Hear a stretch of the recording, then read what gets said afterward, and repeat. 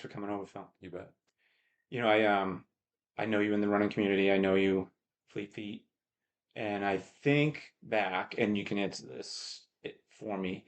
I moved here in 2011, Hmm. and I had never run a trail race in my life. Never ran cross country or anything. But I saw a thing, and it was the Spartan Invitational Sure.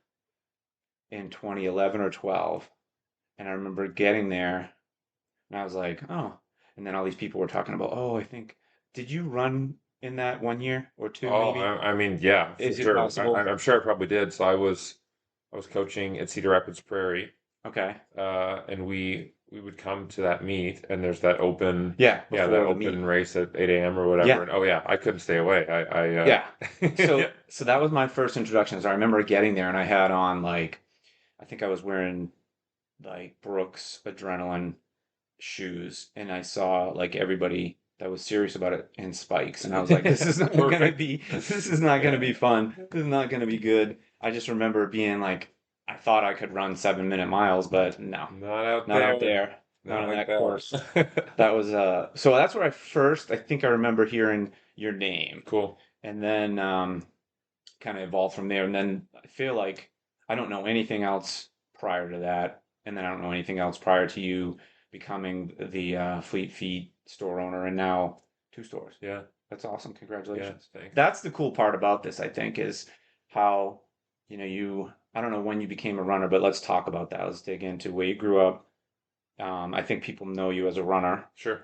It's not a bad kind of ID to have, right? It could be There worse. are worse ones. So yeah, tell me about growing up, how you got into running, and then all the way through to um, store owner. And also, I looked up yesterday because I knew I'd seen it somewhere where you were in like the top 10 100-mile finishes like of all time, like whatever the metric was. But then I really looked it up and it said when you did Tunnel Hill Yeah. and you won, Uh-huh. it was like the 23rd fastest ever in the world. Yeah. That's crazy. Yeah. It's kind of stumbled into that. Yeah. We can let's get through and get to that point and be like, because I have a ton of questions Sweet. about that. So, Yeah, so grew up in Davenport.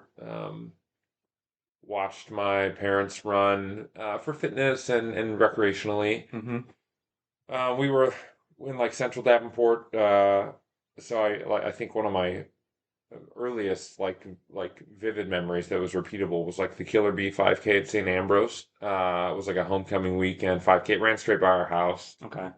So whether it was watching that or jumping in and doing that, both my parents went to St. Ambrose. That's where they met. So yeah, being involved in that, and then turkey trot, pumpkin hmm dash, all this stuff. So I'd say by the time I was in junior high, I was familiar with running as an activity, the road race kind of scene, but it hmm was pretty limited. Um, I remember I first started to care, like junior high, like the presidential fitness test, like Okay. that type of stuff. We had a record board like in our gymnasium, hmm and my dad's a sign guy, so like he had made this sign that hung in the gym, and it's got everybody's name, and That's the sit really and cool. reach and the Yeah. 50-yard dash and whatever, Yeah. and the 1 mile. I don't know if I've said this name in 20 years, but this guy by the name of Gus Jacobson. Gus Jacobson lived across the alley from me, but he must have been 6 years my elder. But he had the 1 mile record at our K through 8. It was 5:01, and I Ooh. thought, man, I'm gonna it's the blacktop mile. It's like hmm 6 weird laps around the deal. So I thought that's it. Like I'm gonna get my name on that board. I got my butt kicked like seventh and eighth grade. Like I didn't even win. Like I didn't even win. I didn't win. So I do not have the school record at Holy Family School, which no longer exists by that name. So yeah. So that was that. High school. I didn't really know what cross country was. hmm Like I didn't know it was a thing. So that summer I found out that it was a thing, and I was a baseball and Okay. basketball kid, and probably at that point still thought that I'd become something hmm like a Ryan Sandberg type of guy, and yeah, joined cross country quickly. Like found my people, hmm like fell in love the community. I think it was real important for me to like be in an atmosphere where the class system in high school in cross country it's broken down. There's no seniors, there's no junior. Like you're all on the Yeah. same team. Yep. I mean, you have the varsity team, but that stuff it's fluid, right? It's the Yeah. top seven guys and gals whenever, and so yeah, that helped me kind of get to know folks, kind of find my way. And then I started to discover like, hey, I'm competitive. Like this is Yeah. fun. I could aspire to be like this guy and that guy. So started to enjoy it. Didn't run track until my sophomore year. Track to me just seemed too like short and like cutthroat. I don't know. Maybe I was focused on baseball, but I just didn't want to do it, so I didn't Hmm. do it. My freshman year, and then by sophomore year, it was like, oh yeah, I'm a runner. Like I love baseball, basketball, but I can't like I'm not as athletic. I'm not as talented. Like I'm not the all-star kid, and so, but like I'm pretty good at running, and Hmm. it comes a little easier, and like not as many people are doing it. So, Yeah. and that actually is a through line to this 100-mile stuff. But it was like, well, if nobody else is like, maybe I can be good at this because it's not as competitive, which is kind of an interesting way to live. But Yeah. yeah, so started really focusing on running. I would say by the time I graduated high school, I was good, not great. Like one of the top guys on the team, narrowly missing out on like the state meet and track stuff like that. Um, and then things kind of evolved and turned. Like heading into college, I visited all the D3 schools in the state. Thought about joining a team and making that my college experience. And it just didn't. Man, I visited some great schools and programs, and like nothing felt right. Mm. So I ended up going to the University of Iowa uh, with hopes of walking on. I kind of have a funny like origin story. I was in communication with the coach there. His name's Larry Bazork. Awesome guy and storied coach, incredible, Big Ten champ, way back in the day. I hope I'm not uh, attributing that to him, but he was a stud. Um, Basically, like I didn't hit the marks my senior year to like be a preferred walk on, like Yeah. to be considered for this D1 program. But I watched Rudy enough times and thought like, come on, man, Yeah. like give me a chance. And so he kind of said no. Had my parents take me up there, 2 weeks before school, and all the athletes and sorority kids and stuff report. And knocked on a door. I mean, it was perfect. Like, hey, who are you? And like, I'm Phil. You got to give me a chance, coach. And it kind of had a weird, like he let me come out and run with the team, which I thought was a tryout, but it was like a favor, like Oh. want to meet, like here, you want to meet the guy, like poor Yeah. kid, Yeah. and so then I showed up a second day in a row, and he was like, "What are you like? What are you doing here?" And I was Right. like, "Well, I'm trying to get better, coach. Like I'm lifting weights." He's like, "No, like yesterday was just kind of a thing, and you're not, you can't keep showing up."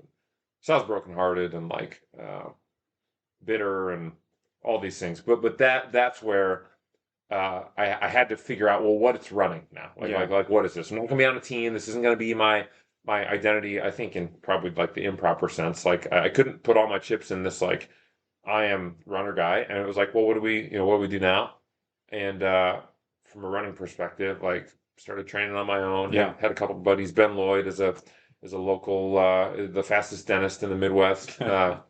He at the time was like a fifth year, and so sort of and actually found his way off of the team, and so he kind of took me under his wing. We did a lot of running together, and uh, you know, fell in love with like the community side of running, like the local 5K. Like I remember winning my first race and thinking like, whoa, Yeah. and it's because like all the 20-year-olds are on teams, Yeah. but yeah, so that's how it got at least up to enjoying training and racing on my own as an adult.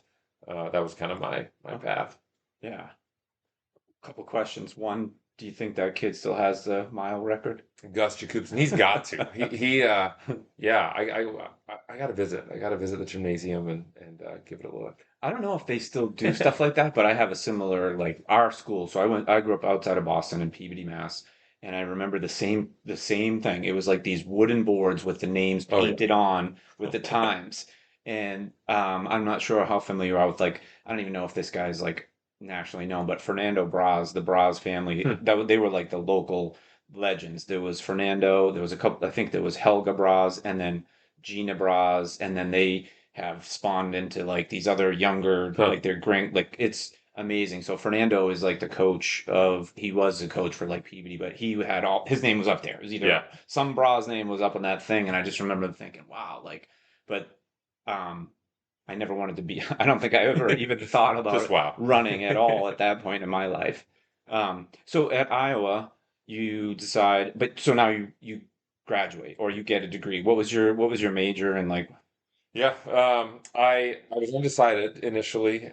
Then took a couple writing courses, creative writing. Loved it. Thought I love sports.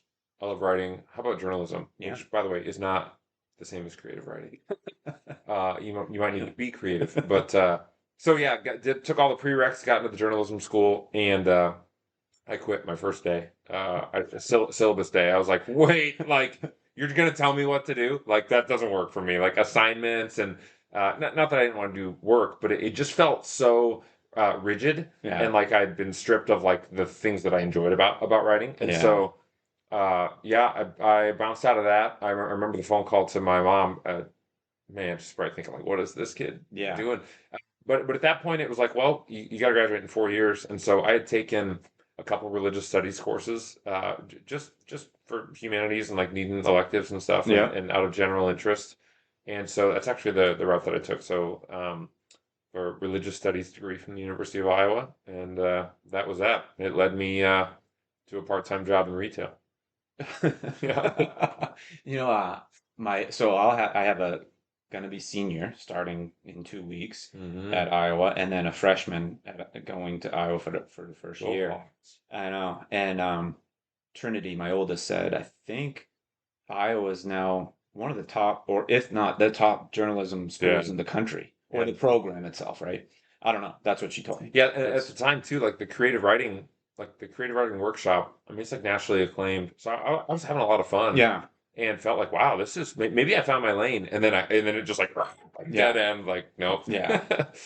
Yeah, I Yeah. felt I feel like I had a similar experience. Like I loved biology and chemistry and I liked experiments and stuff like that. But then when I got to college, I was like, no, this is Yeah. totally different. Yeah. You actually have to go to class and learn, and it's not all about the labs and stuff like that. So yeah. So now you graduate and you're working in retail. Yeah. Yeah. So I was What year working. was this? This was in 2008. So Okay. my wife Jackie and I we got engaged uh, during our junior year, 2 days before I left for the Boston Marathon, for my first time out there. So then we were engaged for 13 months. We got married 6 days after graduation. Wow. So yeah, young adults, trying to figure out, having an apartment and all this stuff. And so I was part time at our church with like the youth ministry, college ministry stuff, and then part time at Shields Okay. in the Coral Ridge Mall. And that's where that whole trajectory began. Yeah. I just quickly stumbled into the part-time thing turned into full-time. A position managing the men's athletic shoes opened up. Got in there and just quickly like customer service. Hmm. Uh, man, honestly, like managing products. It sounds kind of like nerd alert, but it was like it felt very like, hey, if you do it right and work hard and are smart and creative, like you win. Like Yeah. it. You can effort your way and clever your way to like being successful at this, and then meanwhile like the outward facing stuff is like it's customer service. It's being kind, being intelligent, like hustling, Hmm.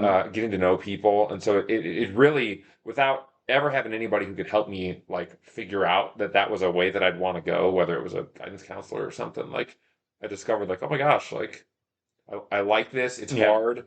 I'm good at it. It's fulfilling. And there was like, it felt like there was a future for me there, Hmm. like in that space. So that's how that kind of started.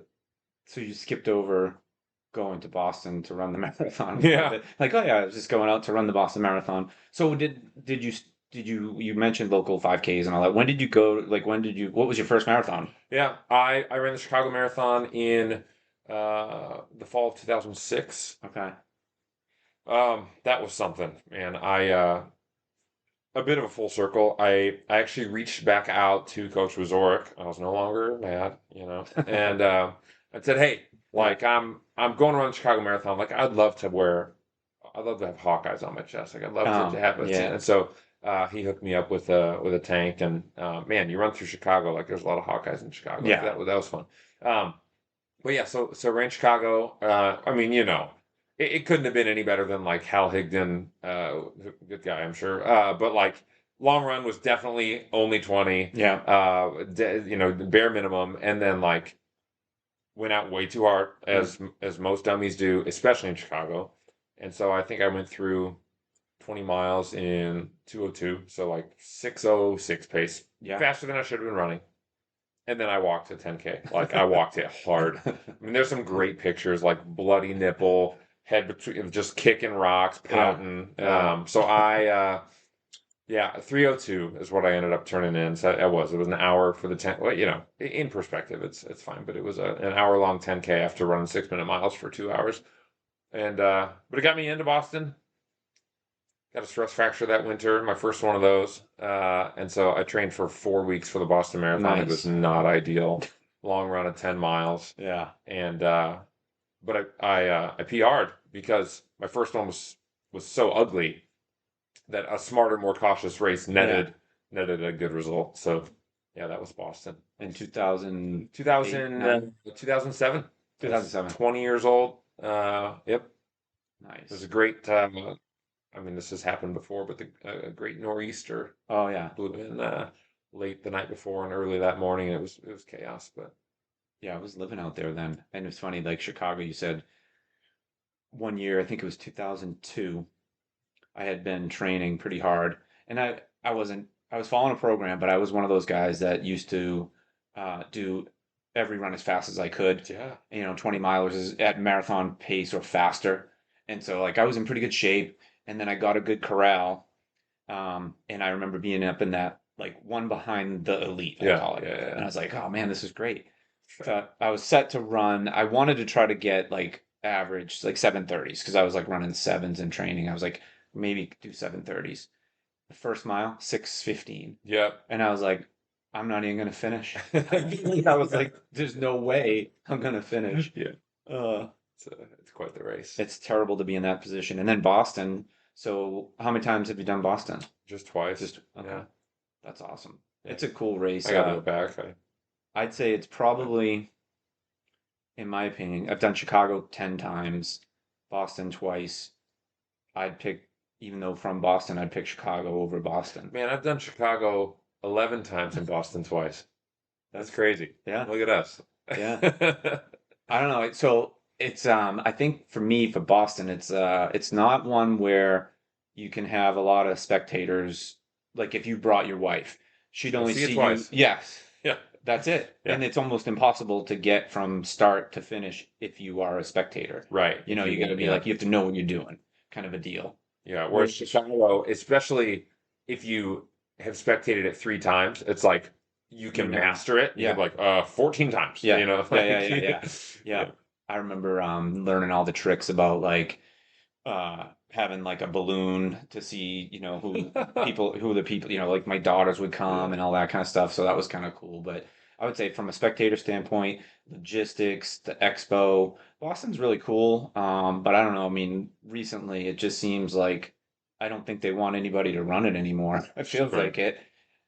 Yeah, it's Uh, an interesting time to be in that space. I'm not sure if you saw this, you probably did, but they have that net negative gain, like Hmm. that they add 5 minutes if Yeah, it's yeah, 1,500 feet total. yeah.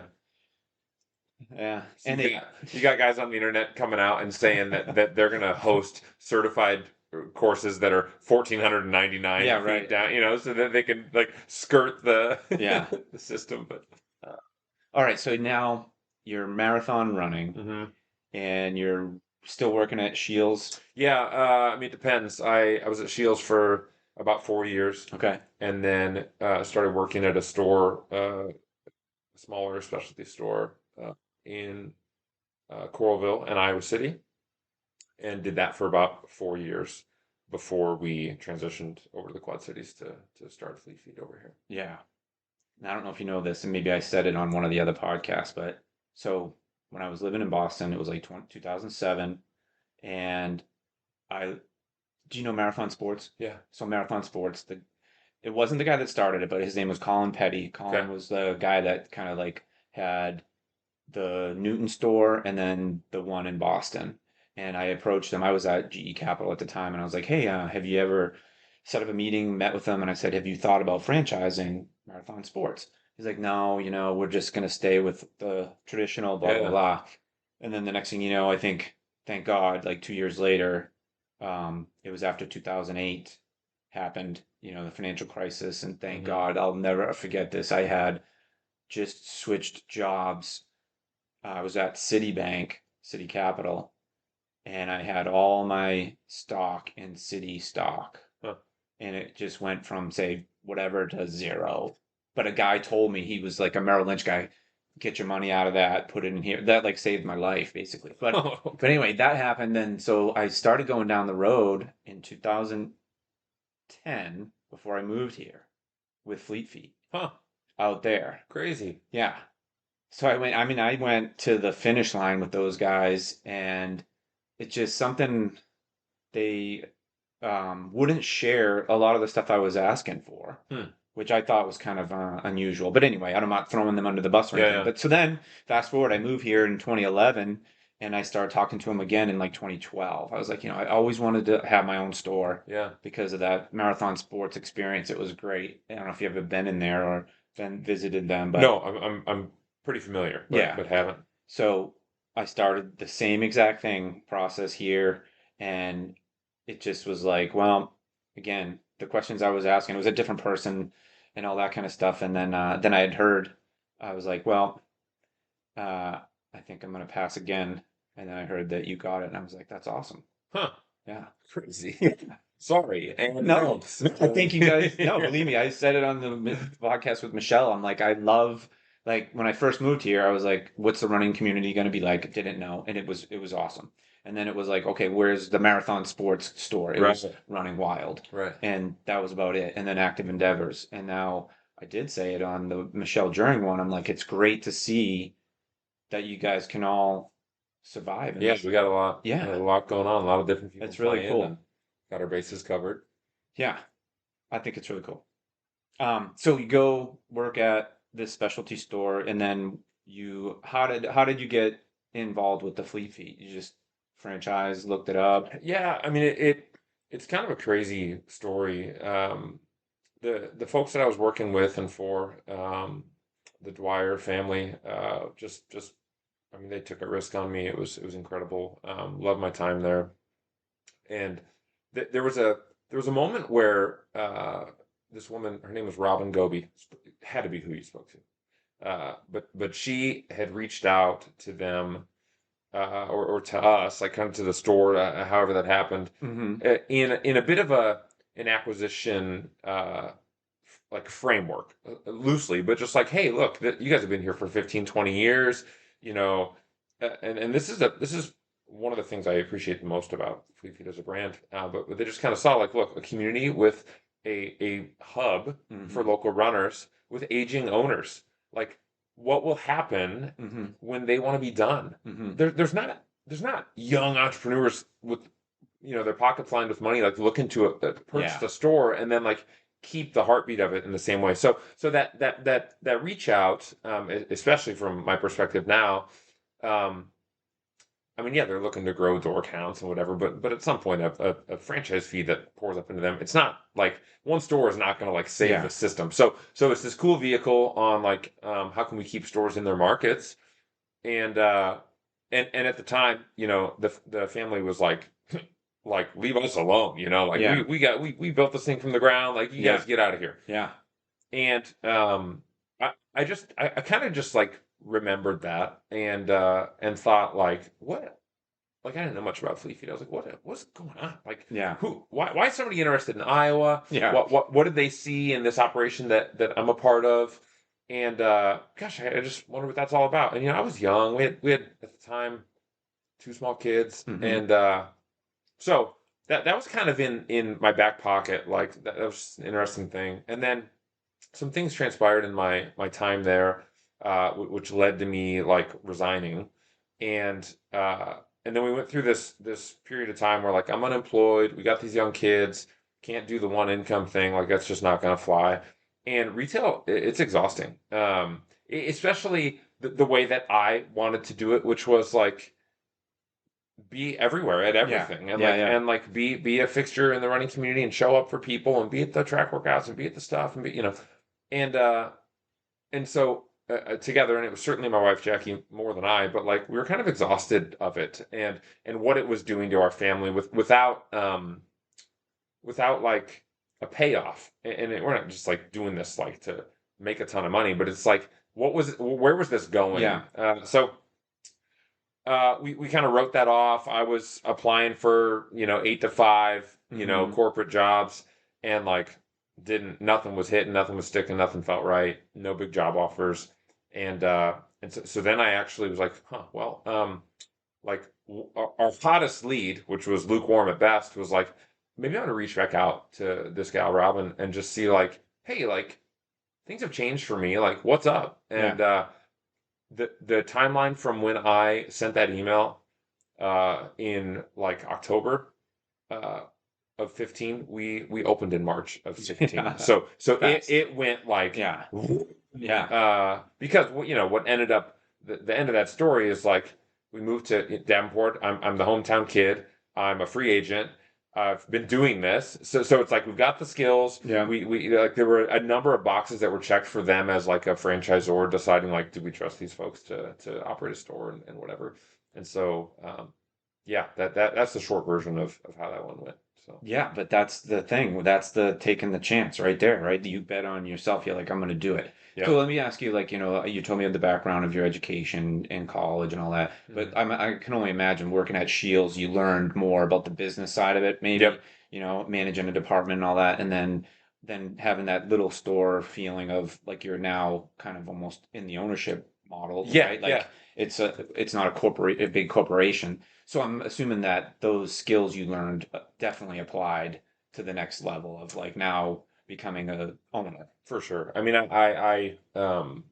I believe that it was the sovereignty of God. Like Yeah. I was perfectly equipped. Not that I have even now arrived at like I'm a got the full suite of skills that it takes to run a business. But the experience I got at Shields, I mean, I got to basically run and build a business like with no risk and like operate a $2 million shop Yeah. that wasn't my It wasn't money, yours. Yeah. and with some oversight and some direction and Hmm. some assistance and a lot of latitude, and so that was incredible. Yeah. And shout out Shields. I mean, just like except in the Des Moines market, you could slow down a little bit, but yeah, I mean, they built this incredible business and like trusted people to help them execute and gave me an incredible opportunity, and then uh, the shop in Iowa City, Running Wild was the name, which is confusing. And that's a different story.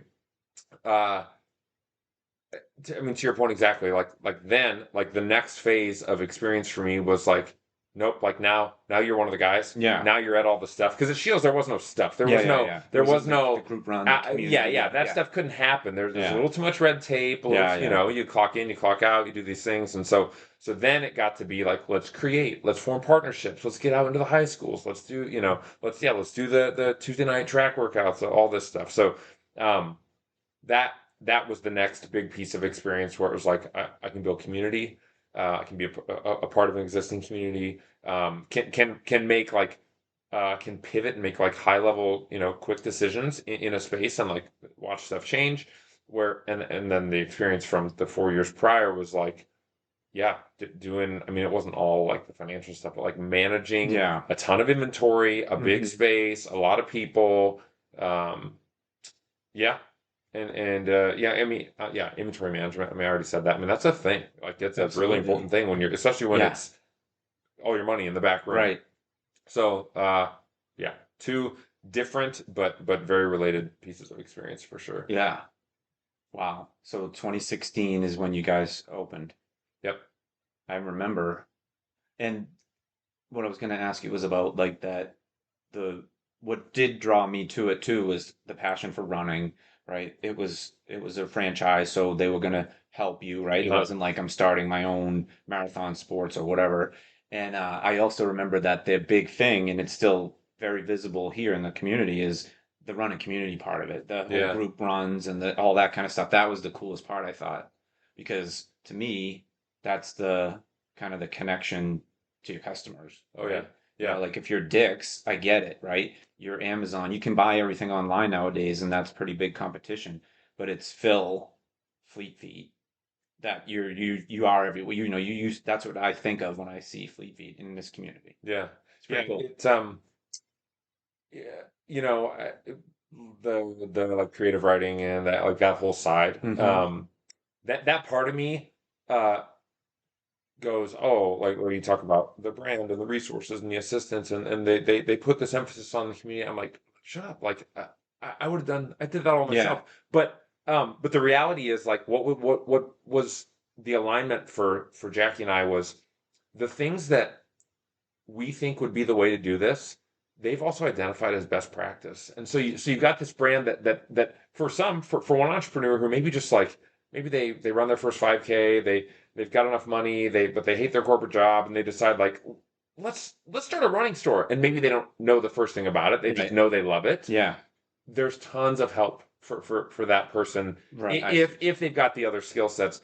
And for us, it kind of felt like, oh my gosh, like not that we haven't benefited from resources or didn't learn a thing or two or 10, but it was just like, whoa, like this is like codified. Like the things that we would already like the way that we'd want to do this, there's Yeah, somebody saying, yeah, yeah, do it that way. And here's a little help or here's a high five. And um, yeah, so for sure, I don't think it's a unique idea that a running store should be engaged in like the local heartbeat and like the running community. However, it certainly helps that it's a focus for for this brand. Because if you're gonna if you're gonna get off track or you're gonna like you'd see peers and other stores is like no, like this is the way, like yeah. go in this direction. So and if you want to find a store that's like not doing well, they're probably not doing that stuff. Right. Like Yeah, no, yeah, absolutely. In any business, right? Any of these local businesses here in the Quad Cities, it's you have to be that way. I mean, it's I look at it, and I think when I was going and doing all the analysis with the Fleet Feet people, you know, you mm, have to look at demographics and the population and yeah, everything. And I think I just had this mentality of, you know, in Boston, it was very dense, densely yeah, populated. So there was a market, let's say, sustainable that you could do much, almost anything, and there's enough people in the area. yeah. Whereas here, you're like, you know, luckily when you have the Quad Cities, it adds up to a decent amount. But, you know, we talk about like restaurants in the area and how many times they change because, Yeah, you know, it's, just looks so hard. yeah, Yeah, that I mean I'm grateful maybe just for the industry I guess that I've found myself in, but like that there's not a lot of people think they can cook yeah, and run a restaurant. And right. and I would say Yeah, right. even if you're good at both those things, you might still fail Yeah. in a market like Oh, ours. yeah. And that sucks. Yeah. And it's hard to watch places where, I mean the joke is like on Facebook every time a restaurant closes, the comments there's 500 comments it's like, well, this is our favorite and and then like the sarcasm would be like, well, why didn't you go there once a week, Yeah, right. like what Support it. support them, Yeah. but it's just you can't support everybody. Right. There's more than 7 good spots Yeah, or yeah. even 21 good spots if you're Right. doing every meal out. Right. So what a tough. I mean, that's just a tough spot. So yeah, when I see somebody who's making it in that space, it's like, man, Yeah. it's a grind. Yeah. So So let's talk a little more about the business and then we'll switch gears into the yeah. running and then the ultra running because I think that's insane stuff. But so from the business side, you know, from 2016 to today, Uh-huh. the world's totally different. Yeah. The business models, like when I worked where I worked, I had a lot to do with inventory and management and, you know, like forecasting and all Yeah. that kind of stuff. And I can only imagine that it's probably harder today than it was 15 years ago or 10 years ago to figure out. I don't know. You tell me. I mean, and then I think we had a guy come in to speak to a group of our customers like our top 100 customers. And he was like a futurist guy. Uh-huh. And this was in 2000, say 12. And he said, just rewind the clock 10 years to 2002, and then look at technology from the invention of just say like the iPod to 2012, Yeah. and then accelerate that 10 years out. And if you're not thinking 10 years from with today, you probably aren't going to be around. Right. So give me some idea of what did you do from 2016 to today to be successful enough to now you have two stores? Yeah. If there's no, not like there's one thing you did, but Right. just kind of like how you've survived and thrived. Yeah, I mean, some of it's probably just paying attention and not giving up and like Yeah. being thoughtful. The way that things have changed. I mean, we opened in 16. I think things that haven't changed is like the like culture for us, like and how we want to treat people. Um, eh, like the way we want to engage the community, like how creative we're trying to be with events and partnerships and whatever. The service model in the store and the way we want to add value to the customer experience. You know, Hmm. when they're instead of going on Amazon, they're spending gas and time to come over and get us, and then they're paying full price for something. Um, but but things have totally changed. We spent probably 4 to almost 5 years leading up into COVID, growing, Yeah. by between 10 and 20% year over year. And that some of that was forecasted, like to be expected. You hit the ground and kind of like, oh, and you got to figure out in some velocity, and it just kind Hmm. of snowballs. If you're doing a good job, there's growth that should be occurring that's healthy, and it was sustainable. COVID was wild. I remember like we just like basically furloughing the whole team and then just like trying to like scratch and claw for a couple months there when we were shut down and couldn't be Hmm. open to customers. And but I mean the reason I throw that in is because it was a big inflection point. Like when we opened back up, I would say for the next 24 months, to varying degrees, like the whole thing was just on fire. It was nuts. Yeah, you've got pent up demand, Hmm. sure. You've got an injection of funny money, sure. Consumer confidence was high. We could do politics. We could do whatever we want. But there was a period of time where we jumped up 2 stairs and then kept growing. And so it's compounding. You're growing 10 to Hmm. 15%, and then you take whoop and you jump up Yeah. here, and then it happens again. But all the while, like, yeah, consumer behavior is changing. We're more comfortable, just like on Amazon, you just go buy it now. Whoop, you don't even have to Yeah. type in your address And it anymore. just You don't even shows have to up. be annoyed with Yeah. that. Yeah. So that stuff's changed and continues to change. Yeah, I mean, even like I mean, for a while, like post COVID, like if you came in, you were just so happy to like see a human and like have a physical product to try on, and so you weren't worried about color. But then, like once we all started to get what we wanted again, it was like, no, I don't like the dark gray. I want the Yeah. slightly lighter gray. Right. So it's and the brands, the suppliers are going, guess what? Here's 3,000 colors in this shoe, which doesn't help us from a Yeah. partnership Right. perspective. So there's a million things. You can basically get whatever you want as soon as you want it today, and Yeah. so that does make brick and mortar retail challenging. Um, but the things I led off this little question with, like we've kept those the same, and Hmm. that's mattered. Um, and we're still growing. I would tell you, like this isn't a sob story. This is our first. We're inside of like a rolling 12 months where like we're down not up, and it's not frightening, but it's just like unsettling after Yeah. like growth, Yeah. and people are just they're just behaving differently. And I look around at the landscape, like competition locally, and I don't really think it's because there's a whole bunch of new outfits in town. Like Active Endeavors is doing the stuff they've always done. Yeah. Dick's Sporting Goods, House of Sport, like they've shined up, but like uh, you can't. It's not the same. It's not the same. Running Wild's been here forever.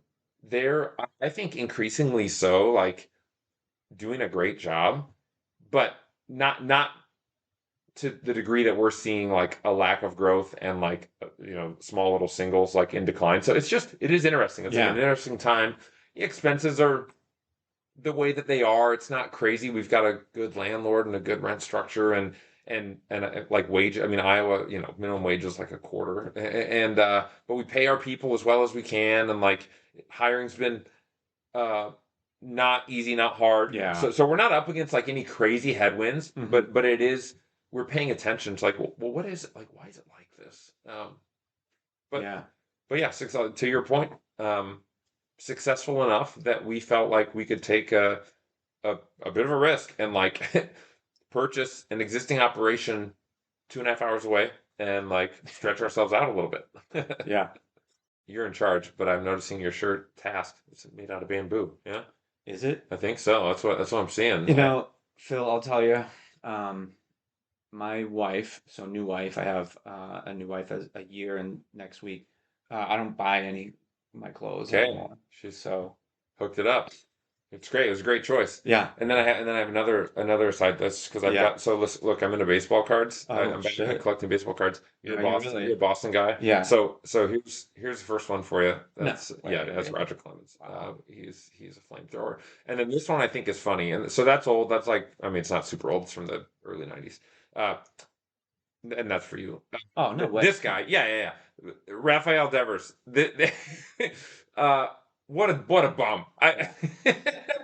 Yeah. I appreciate the card because I think those jerseys, the City Connect jerseys, the yellow Yeah. and blue, are so sick. I have one Um, upstairs. oh my A gosh, sweatshirt. they are so cool. Yeah. But that guy just gave me a great laugh this year when he's like, Oh, yeah. I won't play first base. Right. You already yanked me around, and then Yeah. you're gone. So I don't know. He could be a nice guy, but it didn't seem like a team, Wow. like a team guy. But now you got his card. All right, now we're gonna go down this road because I I grew up collecting cards and I have an older I'll brother. give you $100 sight unseen for all your Okay. cards. 100? That much? All right, deal. No, I have a 56 Hank Aaron. Oh, And I have it in a like a plexiglass yes. thing, right? But we started collecting in 77 Okay. and tops. And I think maybe at the time they had Don Ross or whatever. There Yeah, was yeah, like, and then there was Flair. I don't know if you remember when yeah. Flair came out. Flair. Flair. But there was a baseball card store in downtown Peabody that we would go to all the time and just be like spend like hours in Oh, there. But then what we didn't realize is that it was more about like I always wanted like the one card. Like, okay, I'll take a Roger Clemens rookie or a uh-huh. Wade Boggs rookie or a Wayne Yeah, Gretzky hockey rookie card, Steve Largent, all these rookie cards. But now it's all about the set.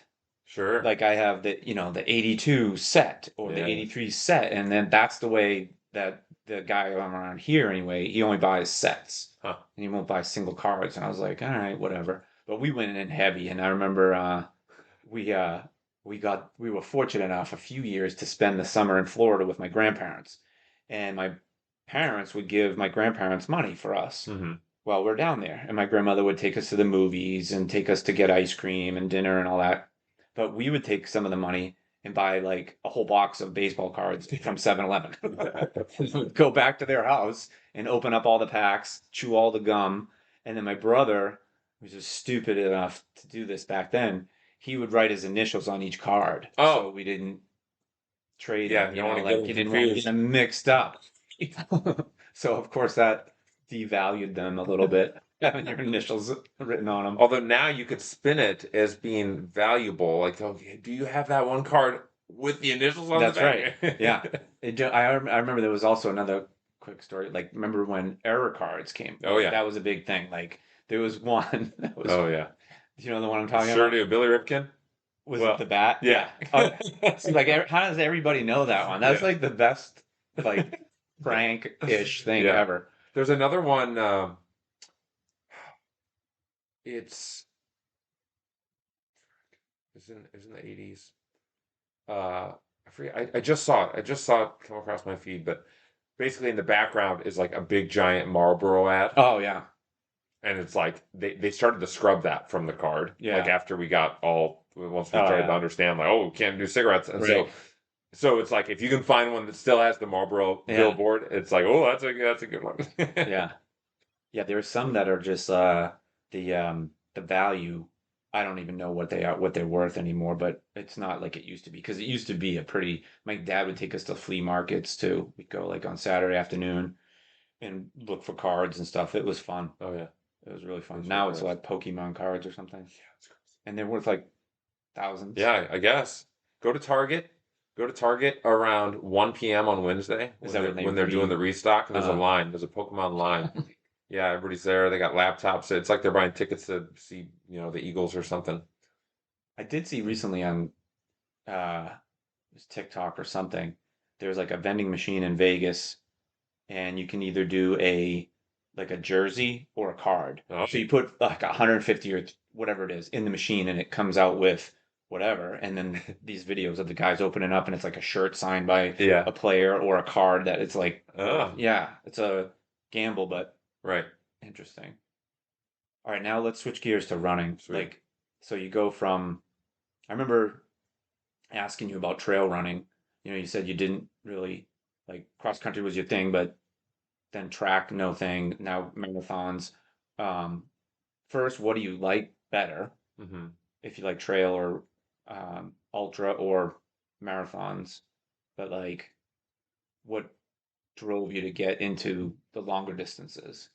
Yeah, I'll answer the second one first.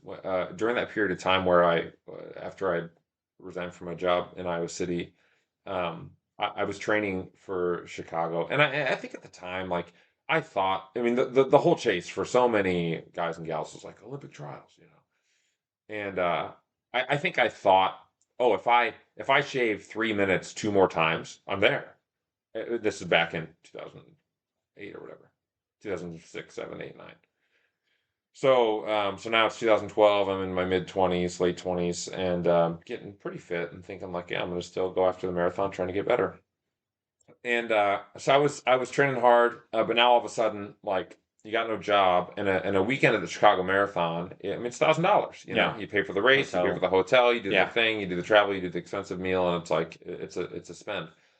And so I opted out of that, but wanted the race. And a buddy of mine, Scott Gall in Cedar Falls, he's got the Runner's Flat, awesome, awesome running store up there.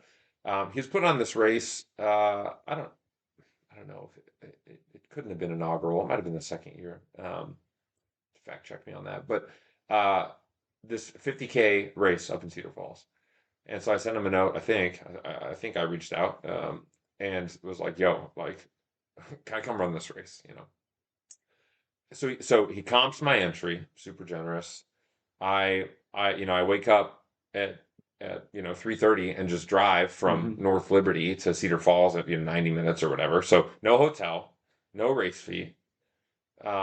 And it was a pretty kind, like the trails up there. It was flat. yeah, It's like yeah, single track and some of this and a funny little kayak, water crossing and whatever. But like um, some roads, some just like a mixed deal. Anyway, I won the race. I set the course record. I made like $750. So I went from like down 1,000 to up 750, not bad. and I won. And I just love the taste of winning a race like that, especially it felt like a huge stretch. I mean, Yeah, I'd never won a marathon. yeah, Marathons are hard, and yeah, and there's 20,000 people, right. generally when you're running Chicago. So that is how I got into longer stuff. I thought, oh, maybe this is something. Like Yeah, I'm pretty rhythmic. I'm not super powerful and fast. Like maybe this longer thing is fun. So that yeah, that started a string of like it must have been maybe the next year when for the first time I decided I'd run the 50 mile at Hennepin. yep. And I mean, I remember the day that I met Michelle Harwig. She came to the shop. She reached out to us and was, wanted to pitch this event to us and getting involved. And um, anyway, so started running the 50 there, and like then I think that's when I figured it out. Like, oh, Yeah. like flat, hmm fast, straight, like Yeah. works for me. And Yeah. so your first question was like, what do I like better? And I think if it was more practical and I could train against it and had more access to it and didn't have, I mean, I'm not wishing this, but like didn't have like kids or a Yeah, business, I know. like, Yeah, yeah, like, yeah, yeah. I think I'd run more trails. hmm But it doesn't work for me and Yeah. my priorities. And so I get my butt kicked the more twisty, turny, and up and down the races. And so while I aspire to run Leadville, I want to see it. I want to do it. I want to be up there. I want to go across Hope Pass. I want to, Yeah. but I'm not going to win. and I don't only Don't say I don't anything. well yeah, okay, appreciate that. Don't. Um, but it the effort it would take to be good not only would be hard, but like it would also stretch other areas of my life that I'm not willing to like let be stretched. And so I what can I train against simply and still work hard Yeah. is flat and fast Yeah. for a real long time. I can do that. I can wake up early from my house and run for 4 hours at, just beneath threshold pace and feel like I just got beat to shreds, but like, wow, like I'm Yeah. feeling good, I'm ready to go, and this is Yep. competitive. And back to the junior high thing, it's like, and nobody else is doing this Yeah. relative Yeah. to Yeah. the Yeah. people doing the other things. And so your stat on my 100-mile time, being in the top 25 ever or the top 10 nationally ever, well, okay, like it is, and I like it. I think it's fun, but I also know that if you throw me out at Western States, like right now, I'm not going to be top 10. And now, if I had 6 months to train, I think I could be close. But like there are more folks doing the 100-mile distance who are more talented at it, maybe overall in a holistic sense of the 100-mile race, endurance athletes than I. But like none of them seem super willing to like take a whole training block and devote it towards a flat, fast, not sexy, Yeah. not marquee event. Yeah. I say not marquee, and a couple of these races are becoming a really big deal. But Yeah. yeah, so I like being able to be good at something. Um, and I think it's healthy. It's not like I won't do stuff that feels hard. Um, but the Tunnel Hill 100, the Hmm. Hennepin 100, uh, they're tailor made for me, at least in my current state. Yeah. I don't know. You mentioned a lot of stuff there. Like Yeah, sorry, one, that's no, it's awesome because I think that there's been a theme of, I think I really appreciate the fact that you say you don't have room in your life for it because that's my thing is like when Austin Chesney wanted to run Leadville, I was like, listen, man, you got to clear your plate. Mhm. You can't be off anywhere else in your life. Meaning like if someone is going against you doing the training, meaning, like, hey, you can't be out there for 6 hours training because you got to do this. I've said it, your chances of succeeding go down drastically Right. if you don't have all of it aligned up, right? So if you recognizing it and saying, hey, look, I can't, I know I could, if you had all that cleared away, you could do it. I feel like you could do it if you train, like you said, if you went out to Western States, but don't think of it current state, think of it as like future state. If you did Right. the training, right? If you did the stupid treadmill hike for 3 hours and you did Yeah. heavy squat, like if you built yourself into a trail runner, which is totally different than a road race or a flat course. Right. I personally I don't like the flat like Hennepin almost killed me. Yeah. And I mean I DNF'd and I talked about it with Michelle and I was like it was a lot mentally this what we're talking about wasn't right, it wasn't aligned. Mhm. And then just that flat to me I was like never changed my pace. Like I like having a little bit of a challenge and Yeah. up, you go down, those kinds of variations in heart rate, all that kind of crap. But that flat, I don't know how you do it. Yeah. Yeah. I would basically say the same things, but in the opposite direction. It's like it's because it's the thing that I can train against. It's like it's the thing that it feels like this is what I need. Like you throw a hill in the middle, and like that heart rate spike could wreck me because I'm so specifically Yeah. tuned, Yeah. to do X, Y, or Z. So Yeah. I had people ask me to ask questions about more specific stuff towards, diet, strength training, training itself, like hmm what kind of block, like what kind of stuff. So like tell me, start from shoes up, like think about when I was talking earlier about technology, the technology in running has changed too. Oh gosh. So I was gonna say earlier about how I was so committed to a certain shoe that I hmm was blinded to other possibilities of a different shoe. Sure. And I'm like, wait a second, hold on a minute. I ran in adrenalines from the first model all the way up to like 18, Great. and then I switched to Hoka, Clifton's, and then I was like, I can't run in anything else. And now I just a friend of mine, and I love doing this because it's going to kind of be my MO thing for the podcast. Is he hates when I mention his name, but Chris Brooks. I don't know if you know Chris Brooks. Yeah. So he runs in the New Balance fuel cell Rebel, probably, or something V3 or yeah. whatever. Holy moly, dude! I'm telling you, I bought one pair to try him, Uh-huh. and it's got the carbon plate in it. And Okay. I thought, For the well, super comp. so I was like, let me look up what it says about what kind of runs I should do. They said don't do a recovery run, and I'm like, what? I don't know, whatever. Anyway, I ran in them, Yeah. and I was like, I love them. Yeah.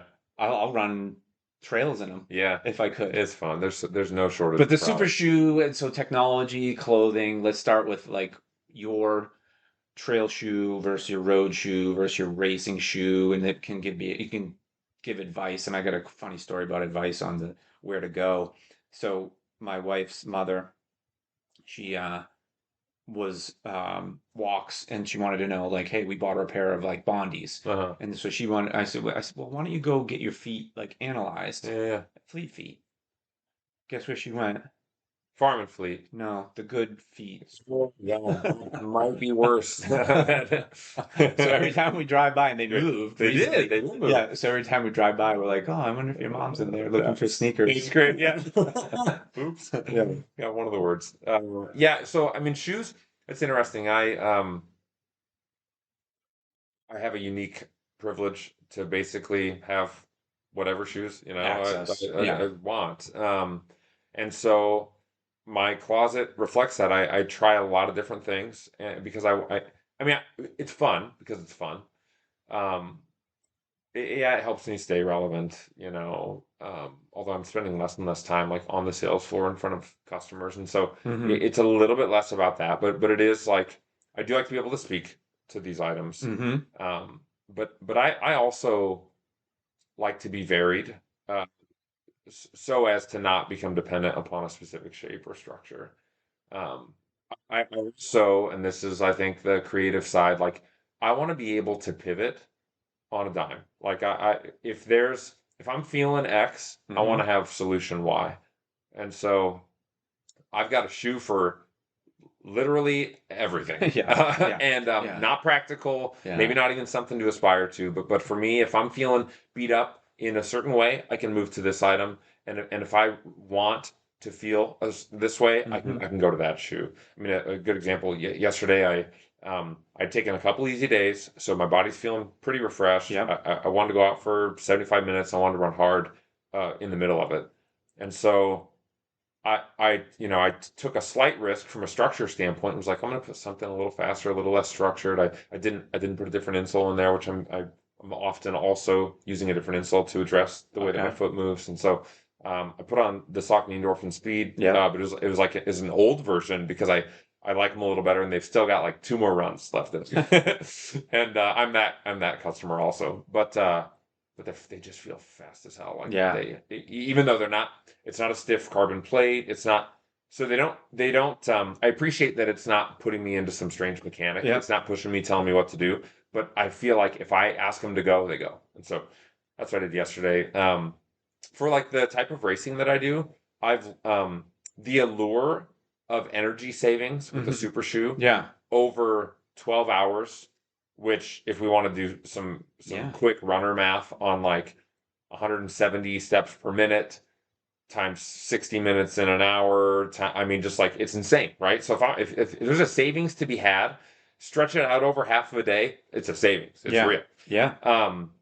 But the two times that I've started uh, the Tunnel Hill 100 in a carbon plated super shoe, I've run into some pretty significant lower half like uh, just structural like pain and Mm. deficiencies like mid race, Hmm. and had to take them off and switch. Pains that were not generally familiar. Like, no, I don't deal with this 3 hours into most of my runs, but here I am running a little faster and Yep. 2 more hours in, and like I'm in trouble. My foot's asleep. My hamstring, they never hurt and they hurt. So, um, but I want to win. I Yeah. want the Right. gains. I want the Yeah. things. So the first 2 years, both times between 50 and 60, I made a shoe change.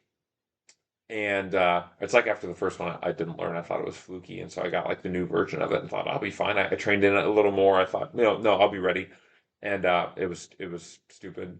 It also snowed the second year, which wasn't great. So anyway, after that, I've switched to actually the shoe that I described, the Endorphin Speed from Saucony has felt like the best of both worlds for me. It feels safe. It doesn't render my foot like casted and tell it like no, let the plate do all the work. I think that's a little dangerous for me for 12 hours. Like I just don't know that that's the best move is to put my lower half into a mechanic. It's not comfortable like a preferred Hmm. pathway. It's not what it wants to do.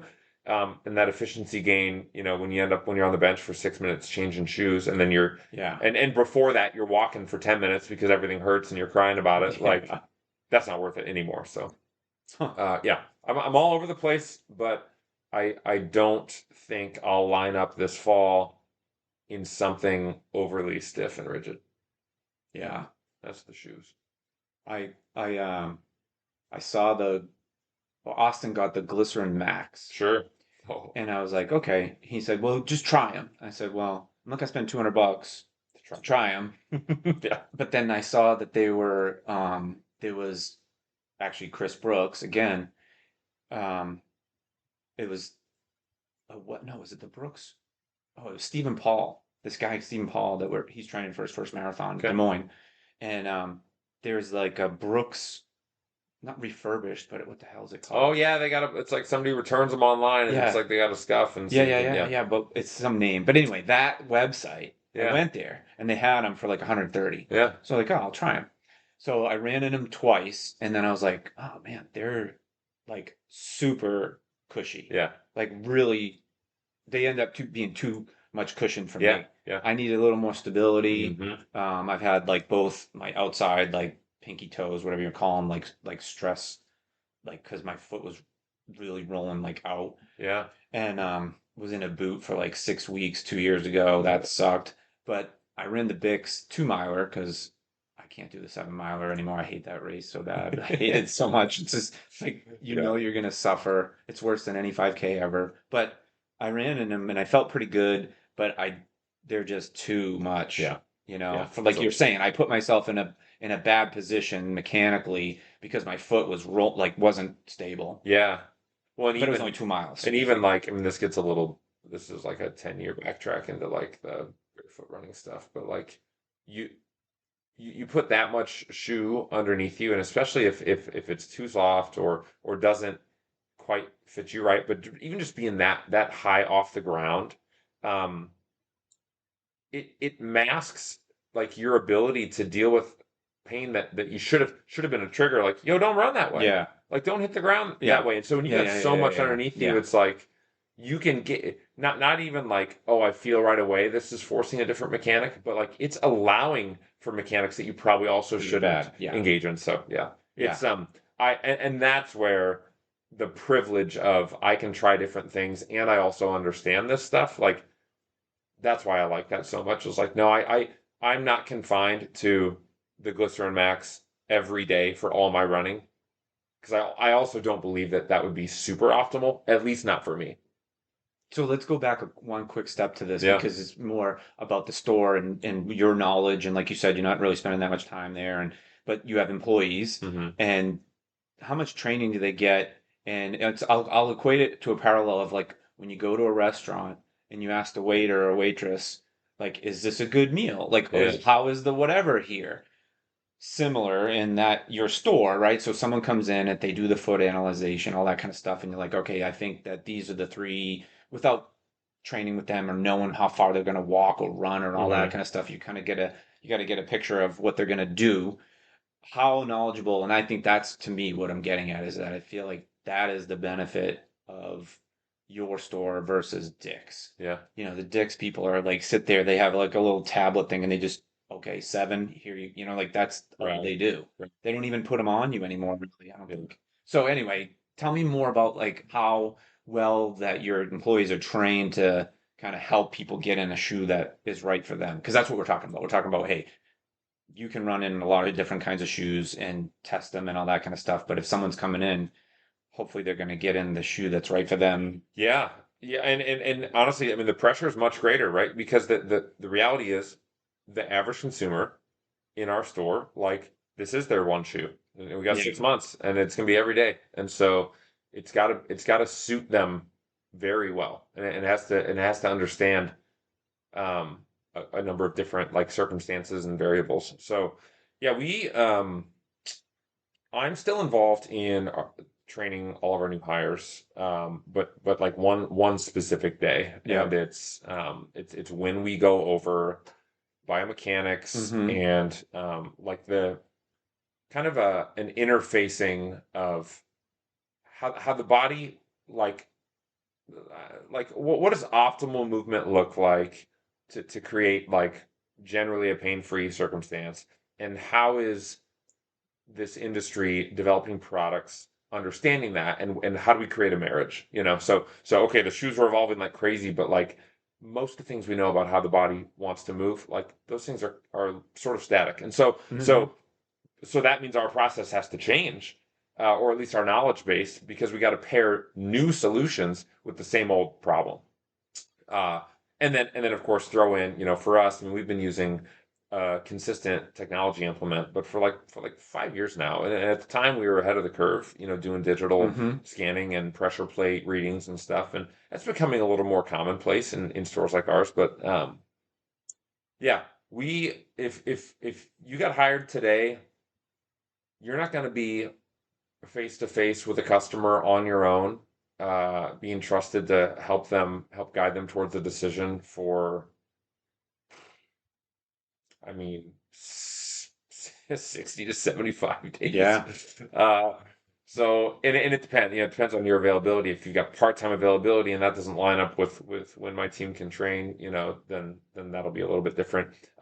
Kayla is one of our most tenured employees, and she does almost all the training with our team. And like, my wife and I, like, we trained Kayla. Kayla trains the team, and Hmm. like it's thorough. And I would say that process, I mean, I'm still, learning and developing, and in the way that I would interact with a customer and their pathologies and Yeah. issues and preferences. But yeah, to get to, if you go in there today and randomly get, Jack helping you out, like I mean, he's been there for a long time, but like, yeah, that you can trust that, like, we've signed off on this. Yeah. Like, like they got to be uh, ready to go to a pretty high standard, because otherwise, I mean, to be honest, other than kindness and being considerate and having a nice physical space, like what are we doing? Like, if we can't provide a differentiating service model Yeah. where with an educated team who like is actually helping you make an informed decision, then like get your shoes online. Like, Yeah. yeah. Yeah. That, so a couple things. One, did or does Fleet Feet, because they want you guys to succeed, do Mhm. they offer that kind of stuff? You have to do any kind of training for them? Yeah, that's a good question. So, nobody, there is no requirement from the franchisor's perspective, with like my new hires. Like, I don't know that they know how many people we have on our Yeah. staff. It's not a thing. Um, but back to the earlier conversation just about best practice, like there are things that we want to do the things that are best, and that's also what they want. There are resources that do make, like, I mean, this is the reality of like being a part of a larger brand, is like we do have access to some resources. We pay for it, but like, Yeah. um, whether it's like some self-guided video training, Hmm. that can be updated, annually, that can involve resources from the brands.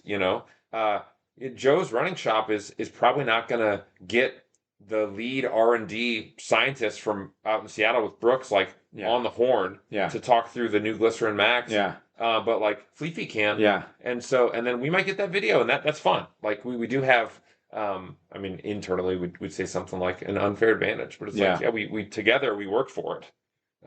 So yeah, there's certainly help getting our team ready, but outside of like watching videos and taking some quizzes and stuff, like the majority of training is happening in the flesh, like with our squad. Yeah. It's funny because, like, when I was with Deer, we don't. we didn't sell anything direct to the customer. It was through dealers. Hmm. Okay. They weren't franchise dealers, they were independently owned dealers. So think about that training model. It's like, Yeah. hey, we think, and then they have so I can see how they care, but they kind of leave it up to you, like train the Yeah. trainer Yeah. kind of thing. Yeah. I was going to ask you a couple of things when I had on Michelle and she was like the shoe rep. She had mentioned how, the shoe community it was all about road running, and then it started getting into more trail. Hmm. And then I started asking like through like the last couple of days, like I would ask Grok on, that's their Twitter's AI, like what is the market share for the shoe companies? It spits it out. It's like Nike, New Balance, and maybe who was the third one? But they had like 30, 27, 25, and it was like Big numbers. five, Yeah. like even like Hoka is down in like 4 or 5% Sure. market share. So two questions. One is that like we were talking about the evolution of the business. Did you guys or have you guys started carrying more trail shoes? Sure. And then the other question is, what about what I feel like is the next kind of it's growing is like the leisure shoe. Sure. Yeah. So, I mean, the market share piece is interesting because uh, that the numbers that you shared would likely be more. I mean, maybe they were national, but let's Now say, you just said US. yeah. Okay. So, So but like they're taking into consideration everything. yeah, So, so, so basketball, but Yes, Nike's winning yeah, in the athletic shoe market share because of all the reasons we know. yeah, Um, at Run Specialty, which is the way that we refer to ourselves, like that chart is upside down. It's totally different. So Brooks is on top, Hoka's number two. yeah, You've probably got a fight between, honestly, between On yeah, and New Balance and Asics, all duking it out yeah, for three, four, five. yeah, Saucony is there, Ultra is there. Um, th- then Nike and Adidas come in. I mean, it's just very yeah, interesting. Um, and I mean, the most consistent thing is that you've had Brooks up at the top for the last 5 or 6 years, but these honestly, it's been a meteoric rise for both Hoka and On. I mean, it's kind of crazy. They're both like 12-year-old companies and just woo, you know. Um, but your question about trail, we probably started to identify this growth in trail. Not like we were maybe we're early adopters. It's not like we saw this before anyone else did. So we started to like double down in that space and like didn't work. I'll just tell you, like yeah, it's not it. Um, if road business is flat and trail business is up 100%, well, 100% of one is just one more. yeah, yeah, yeah, You're going from one yeah, shoe to two, yeah, and then you've got yeah, 99 shoes that are staying flat. So I mean, and we're just talking about percentage rates of growth, but like it's still a very small piece of the pie, even though there is a ton. It is the growing segment. It's absolutely the growing segment. Although, and I don't have these numbers, but like there's a resurgence. Like road races for a hmm, while were just down, down, down, down, down, down, and now whoop, really, they're back up. hmm, I think the market like got rid of some like there was some attrition, and you have some of the smaller events that decided, and maybe some of the big companies that fly in by night and put on an event that kind of sucks. Like some of them are gone, and then now you have like, oh, these are the good events, and like they're growing and doing well. But no, we're actually trying to refine our trail selection and keep it a little more dialed, diverse in like, look, we have 5 options that are with reason, yeah, like it's curated, yeah, and we think we can meet everybody, but um for us right now, gone are the days where we've got the top 3 trail shoes from each brand. It's not financially yeah, responsible. yeah. You have uh so much room and inventory. yeah. And then the leisure Yeah, side, I mean, man, for as long as Hoka, like there was a period of time where like they hit the market and it was like those are ugly. And then yeah, and then there was a period of time where it was like those are comfortable, but man, I'm not gonna be caught dead wearing that. huh, And then it was all of a sudden people tolerated the looks of the chunky thing because of how good they felt. And then we got to, and this is the phase that we're in right now, where it's like, that's what's cool. yeah, Is big clunkers, dad shoe, you can say whatever you want, but like, um, the shoe that looks ridiculous is winning Yeah. generally, both aesthetically, like from a color perspective and like the silhouette. But yeah, there's a ton of crossover because of what's become like the athleisure movement. You could wear a if you go to an airport, you go to like an Yeah, I know. international airport, and the Yeah. people are wearing Alpha Flies. Right. There were $300 shoes to Yeah. walk around the airport in. Yeah, yeah, So yeah. it's Yeah, all yeah. it's all over the place, basically. Our like the growing segment for us that we think is the most stable is just the comfort consumer. I don't want to hurt anymore. Help. Yeah. Expert, help me. Yep. So that's the space that we feel the most confident in. Like this won't ebb and flow with the tides of change and whatever's vogue. Like people want to be comfortable, their feet hurt, and we still, even in the age of like Instagram and like influencers, like we do still value expertise in certain spots, and this is one of them. And so, So let me ask you this, you know, because I mean, just thinking about it, I remember we were having a fly-in for customers and we had to get steel-toed shoes so they could go in the factory. Okay. mhm. And you're like, how do we get 85 pair? What size? Like, Oh man, so yeah. I can only imagine what that matrix looks like. And then do you do that data analysis based on your market? Like, so like, the Quad Cities, and the customer base, your existing customers and all that kind of stuff. So I could Hmm. see how you'd start to look at it like, okay, we need all more size 10 or 11 or 12. I mean, I don't even know. It's crazy to think. But my question is this, though. You mentioned comfort. And I know you guys sell the inserts, and now like my buddy Ken, he's like a cure. Is it Curex? Sure. Yeah. He's like the Curex guy on Instagram and all this other stuff. Great. And so what I think of is like, all right, if the shoe comes and it should be for this profile and my gait and whatever the heck I'm doing, tell me about the inserts and how that is like supplementing that or replacing it, or like could I stick that insert in a different shoe and make it work? Like Yeah. I don't know any of that. Yeah. Yeah, boy, this one, I'll try to be concise. So, Yeah. so I would say first, like, there are, uh, well, comfort is potentially subjective on a bit of a spectrum, right? You could think that you're as comfortable as you could be until you try something that's more. That's true. Okay, Yeah. so that's just a thing to put a pin in. Um, Also, there are plenty of people, like a big piece of the pie of consumers who are wearing uh, whatever they found, however they found it, Mm-hmm. um, ill-fitting or otherwise, and not in pain. So it's not as simple. Not everything Yeah. is a direct correlation, but I would say generally, I could tell you what doesn't fit or isn't going to feel good, and so there are some objective truths about like foot health and the things we put onto feet. Um, but I would say most athletic footwear, just because that's I mean I probably could apply this to other types of footwear, but this is my space. So most athletic footwear, when you unlace it, pull the tongue out, and take the sock liner out, which is Mhm. the word that I'm going to use to describe the top covering inside the shoe. Old shoe construction, the thing you'd see when you pull that up is called a strobel board. It's stitched down. It's like the roof of the guts of the shoe. Um, that top layer is generally think pillowcase. Yeah. Like yeah, it might be a nice material. It might feel soft. It might say something, but it's a covering. Yeah. Um, some companies are using different materials now to Hmm. actually make it to either the step-in comfort of the shoe. So you see a brand like Saucony actually putting their like TPU pellets, like a P-backs.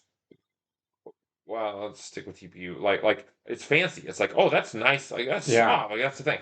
Um, Putting a little more contouring to it. But generally, what's happening, and you can understand this. I mean, I think anybody can understand this. Let's just say that Brooks makes 10 shoes. That's not accurate, but they make 10 shoes. Like, and there's 8 billion people in the world. Like, and they think they can sell one to everybody. Like, they, but everybody's pretty unique and different. And certainly you could like narrow it down to like, there's a lot of feet that kind of look like this one, a lot that kind of look like this. You can put them into buckets, but they, this shoe has got to like fit the masses. Hmm. They want the Brooks Ghost to work for everyone. Right. And so they're not, it is not super personalized on the inside. You take that thing out and it's actually pretty 2D.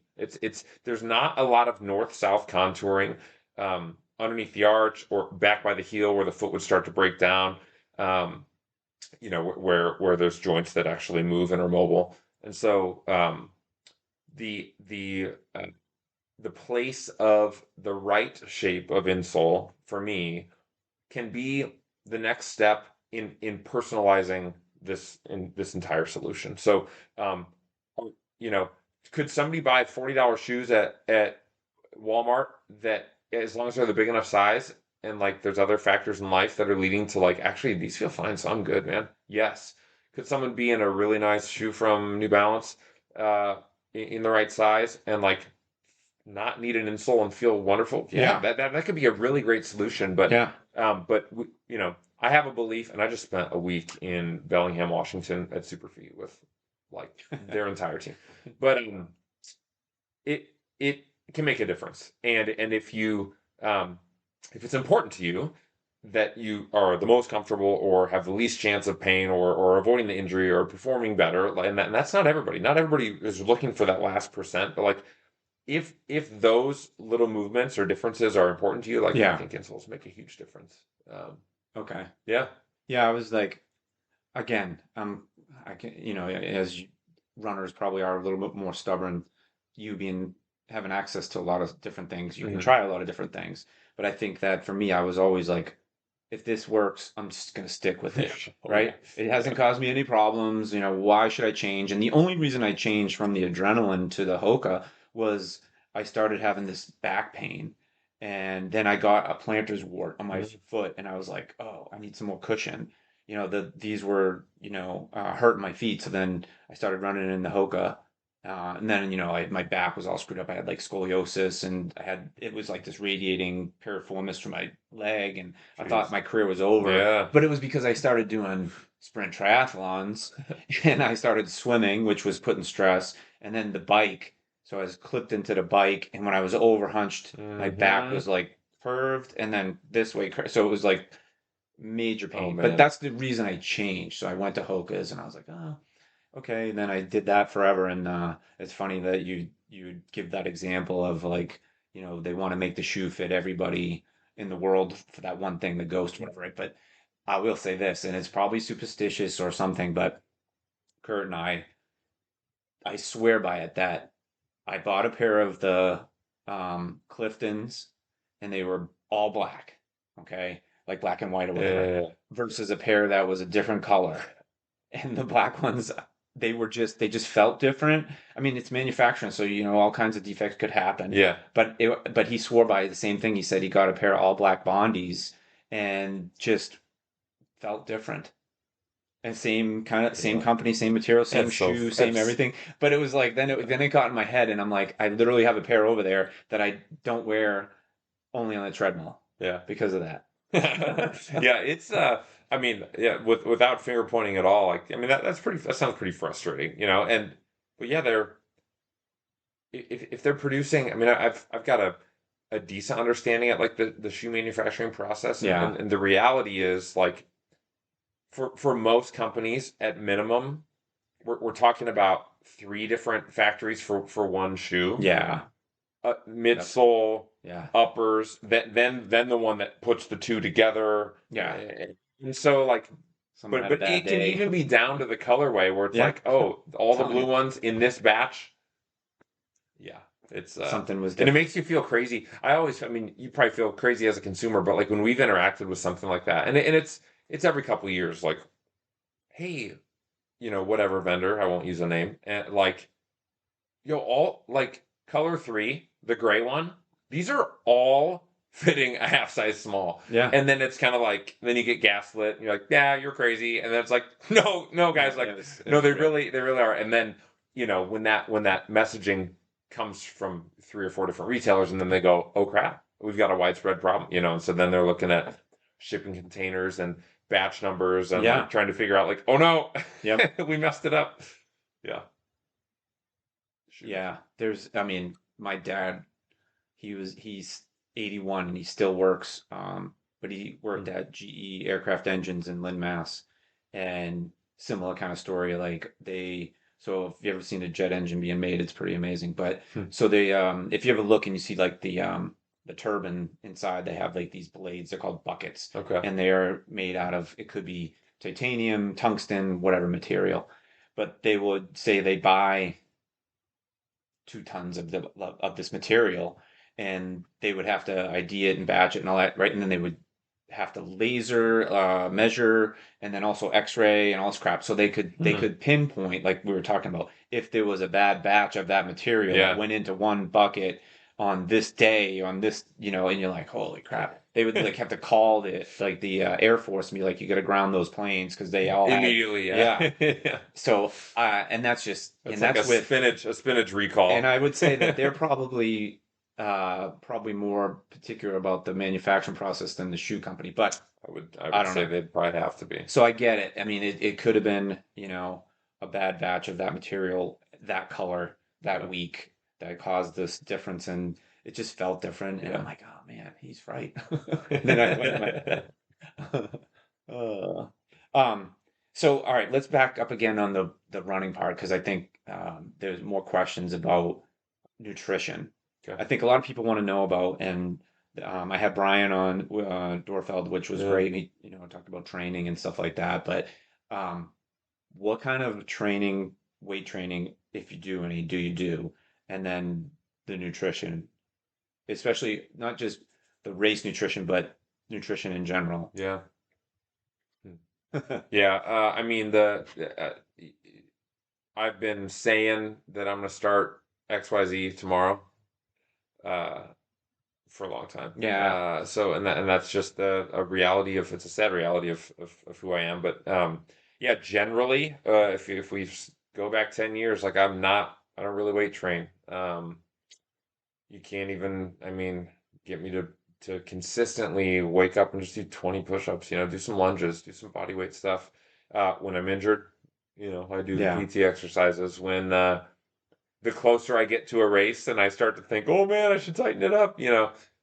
But it's an opportunity. It's a huge opportunity. I believe that it would help. I know and believe it at my core, and I just haven't found a way to like be able to be committed to that, and so I don't do a ton of it. I did do some push-ups yesterday. Uh, yeah. um, so I got this thing. It's called it's from what's this company? Frick, Sidekick. Sidekick Oh, company that that little it's like board a balance board. they Yeah, I bought mean you working. Yeah, I got one, dude. did Instagram. social media get Oh, you it? oh yeah, they've been getting It me for was years. every other feet, Yeah, every freaking one, and I'm yeah, like, I got I it. And I'm working on my almost feet. I'm working on my okay. ankle mobility. Uh, and then nutrition. Um, I'm probably more dialed in race than I am out out of race. I'm pretty. I I think I've cleaned up a little bit. But I'm generally it's like if the fire's hot, I'll put whatever in Yeah, there. I I have gotten into like doing, and I've eaten a lot of food already today, but like intermittent fasting. Right? I mean, if you hmm, want to talk about Instagram, like that's popular. The internet's telling you that you should change the way you eat constantly, but I like a big breakfast guy generally, and I have started to like not do it and just to pay attention. Like, yeah, okay, I'm gonna wait handful. up and like I'm gonna wake up and not eat Hmm. and hydrate and maybe a coffee and then like get into my run and like just teach my body to like not need carbs until like 11 or 12. And what does that do? Honestly, some of it's about discipline. Like it just makes me do something that's hard. Like I want to eat, but I'm not going to. Okay. And Yeah, that might sound crazy, but like it no, helps me flex that muscle a little bit. And so that I've been doing that for like the last 2 years on and off. And I've actually appreciated um, just becoming more in tune with my energy system. Like I feel like I don't think I'm just blowing smoke. Like when I wake up and eat something,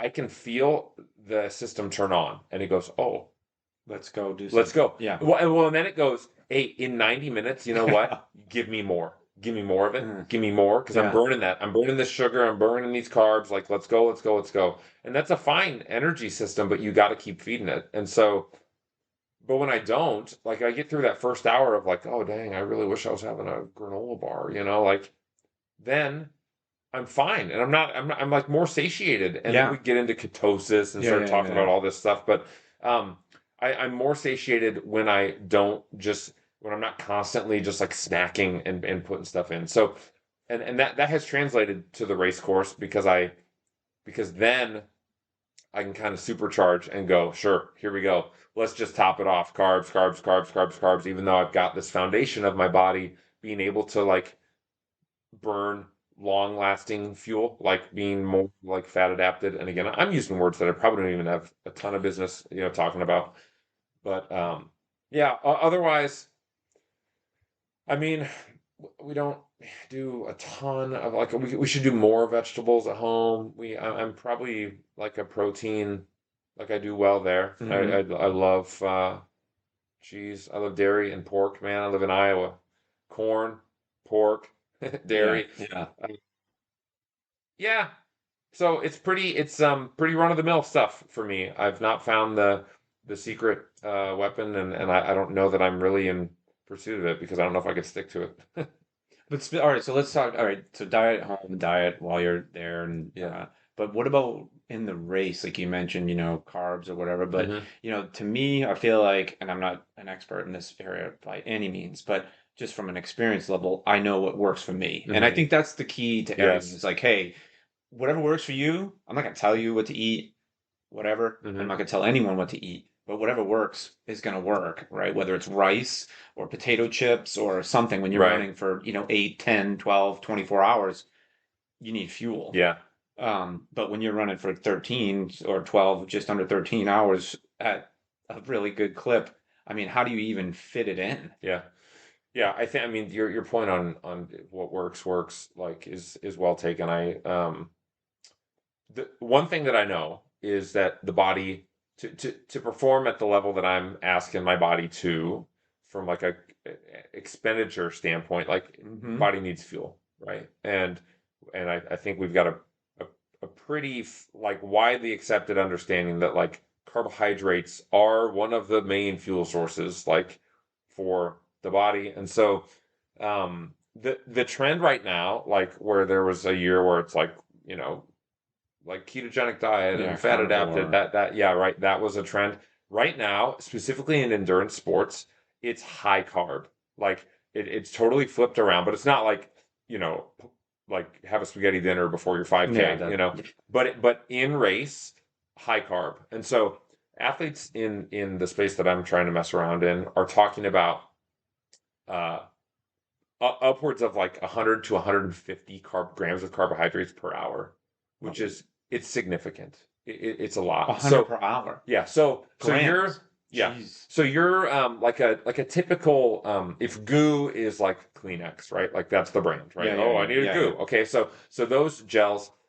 If we talk about like Roctane, which is like their more endurance focused one, they've kind of moved away from just their original blend as like being the thing they recommend for people doing marathons or anything more.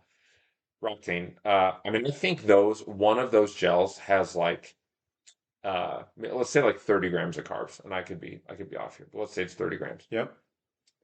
If we're gonna do 100 in an hour, on the package, those say, every 45 to 60 minutes you should take one. Well, 100 an hour would be over three of them an Yeah. hour. So that's a 20-minute. So, I mean, we could talk about this a number of different ways. Financially, Yeah, like how right. many, I got Right, to right, eat a right. whole box. But then also like gut, like Oh, can yeah. you deal with this stuff? No. And then carrying it, like where do you Right. put it? How are you gonna have all this stuff? So Right, right. so some brands are coming out with some higher carb mixes, but both in a bottle like that you drink or in the gel form. And for me right now, I've been testing this for about a year, but using a brand called Carbs, Carbs Fuel. It's hilarious, yeah. Um, and their gel is in one little sachet in one little pouch is 50 grams of carbs. So Whoa. I can take two an hour and be and the math is easy. Yeah, And yeah. so I know I'm at 100 but really it's just to establish a standard so that I can know when do I fade on that much fueling instead of just guessing, that like, Mm-hmm. and for me, I don't pay attention to a lot of stuff. So it's like, hey, you got to pay attention. Like how much what did you do for breakfast? How much of this did you take? How Yeah. did you feel? When did you start to feel bad? Yeah. Whatever. And People, so yeah. you got to measure that stuff. So in race, yeah, I will endeavor from a fuel perspective to be around 100 grams an hour, just because guys and gals doing the thing that I'm trying to do, that's kind of what they're all saying is working Yeah. right now. And I don't, my body hasn't objected to it. Like my stomach, I don't get super upset stomach. So I'll be at 100 grams an hour. But then for me, like I have to plan the backup plan. Like it has to be a plan. So I know that I will abandon my 2 gels an hour. It's going to happen. Like I'm going to get to five, six, And seven, eight, not nine want to do hours it. and Yeah. not want to do it. I don't Right. want this gel anymore. Right. And so then it's knowing, okay, well, how much of like regular people food can keep me close to that 100, and what are the Yeah. things that I will take and tolerate. And so it's developing a portfolio of like, I like pickles, I like chips, I can do a PB&J, I can do a quesadilla. Like what are the things that, and so then if I've got like palate fatigue, I can approach a table and go, no, no, no. Yep. Yeah. And Yeah. I know I need three of them instead of just one, like because I have it's it, you if desire, if you let that override like what you need, Mm-hmm. like Yeah.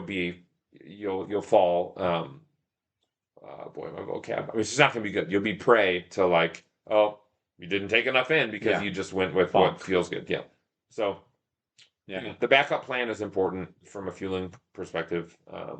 So I'm ready to take, even though it's like I'm having this one gel and I'm gonna have a million of them. I'm ready for what's next.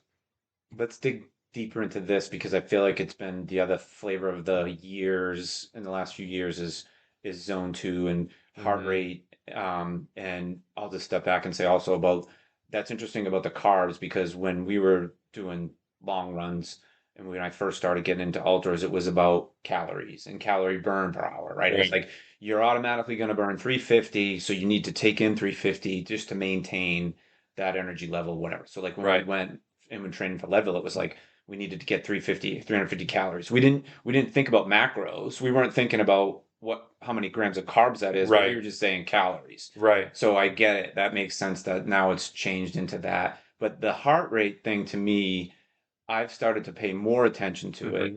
as I got older. And also, I'm not running fast anymore. I'm trying to get that engine to burn at like a 1800 RPMs for a Right. long time Right. versus 2700, 1000. Like keep it kind of like, so for me, that's 140, which might seem high for people, but I want to get to be able to run comfortably like 9 minute for my long runs Yeah. at like 140 or below. Sometimes when it's hot, it's going to be 165, but so talk a little more about the carbs is great, but you're running faster.